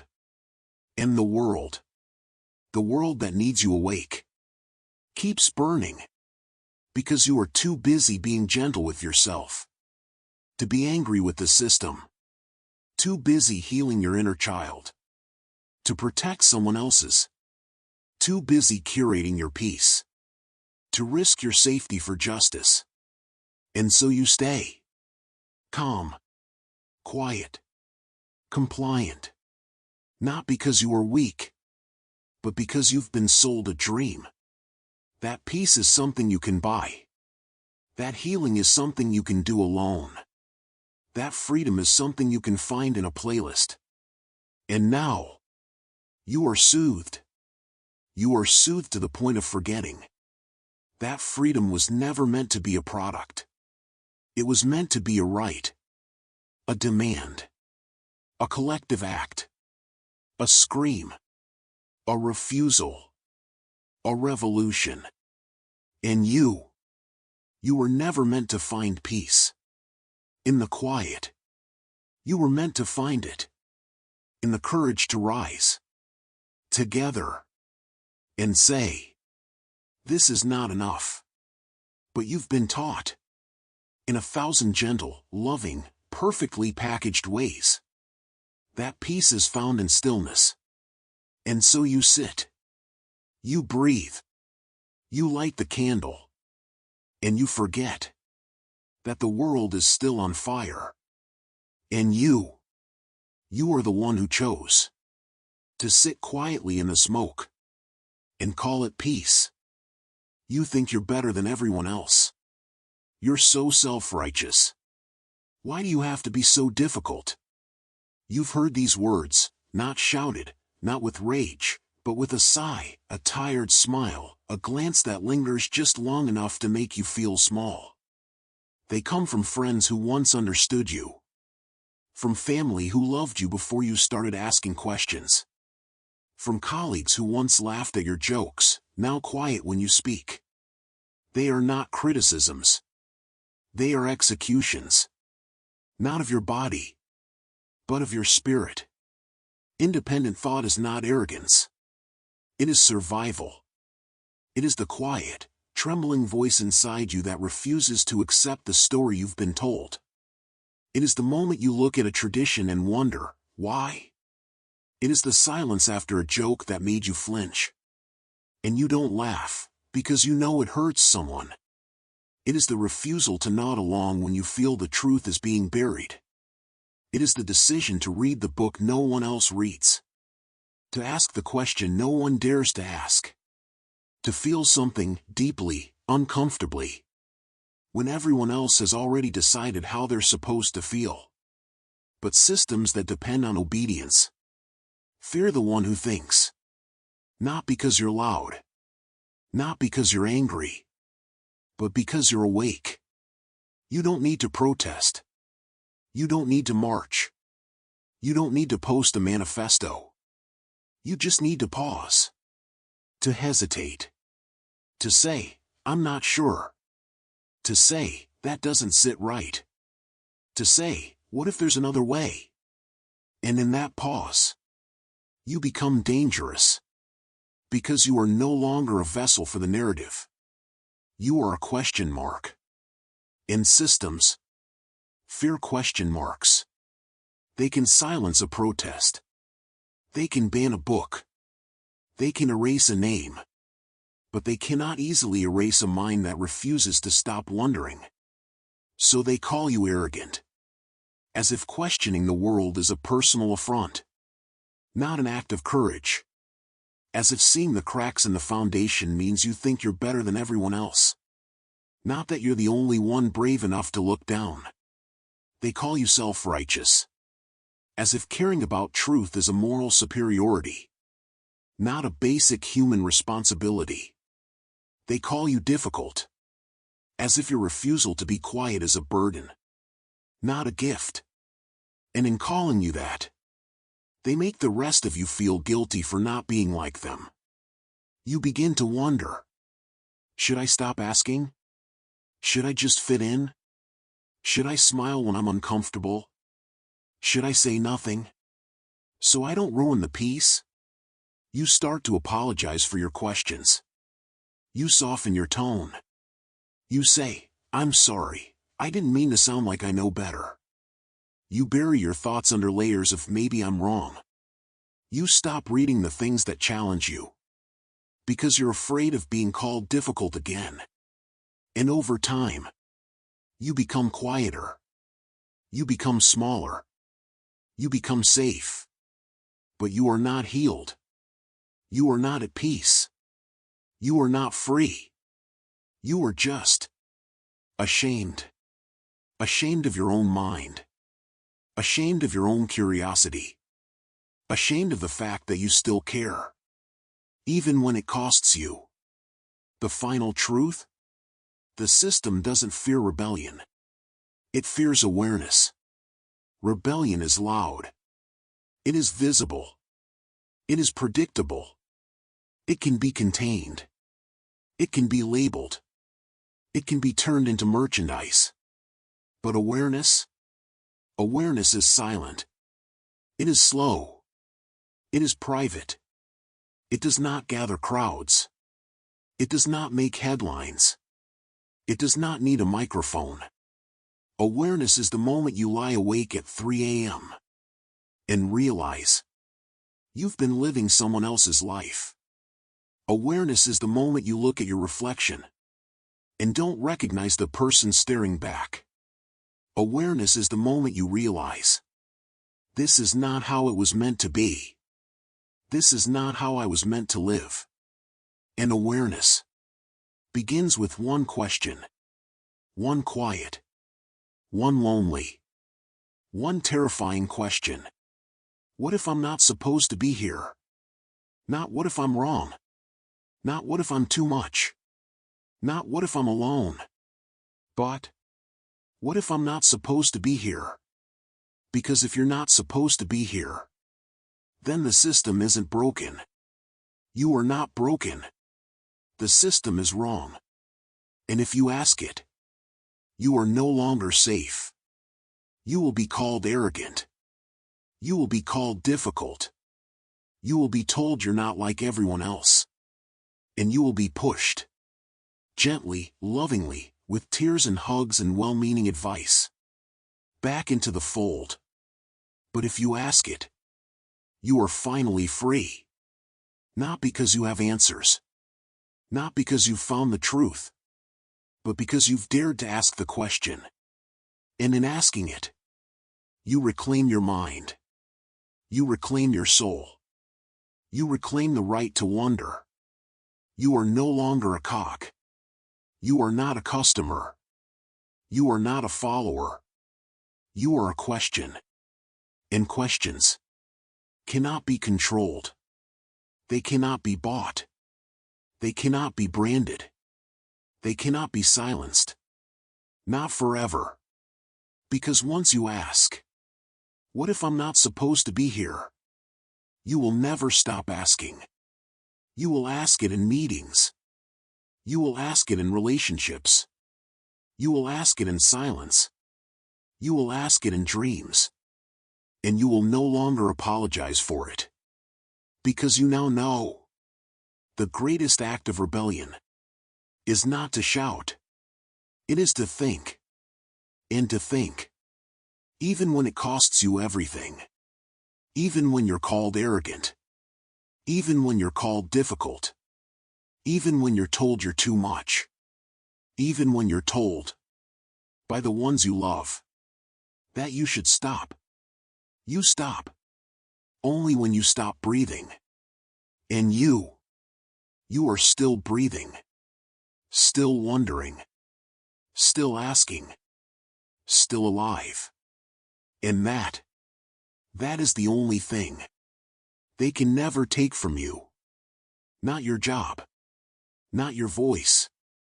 Not your love. Not even your peace. Because you have found something deeper. The peace of knowing you are not supposed to be here. And that is the beginning of everything. You are not broken. You are not wrong. You are not arrogant. You are awake. And that is the most dangerous thing they could ever fear. And the most beautiful thing you could ever be. You've just listened to 30 ways you've been guided. Without ever being told you were being led. You didn't lose your mind. You were never given one to begin with. Not really. They didn't take your voice. You gave it away. Piece by piece. In exchange for belonging. For rest. For peace. But here's the secret they never told you. The moment you stop asking why, you stop being human. And the moment you begin asking again, you become uncontainable. So tonight, breathe. And when you wake up, ask one question. Just one. Not to find an answer, but to remember. You still can. Sleep now. You've done enough. Good night.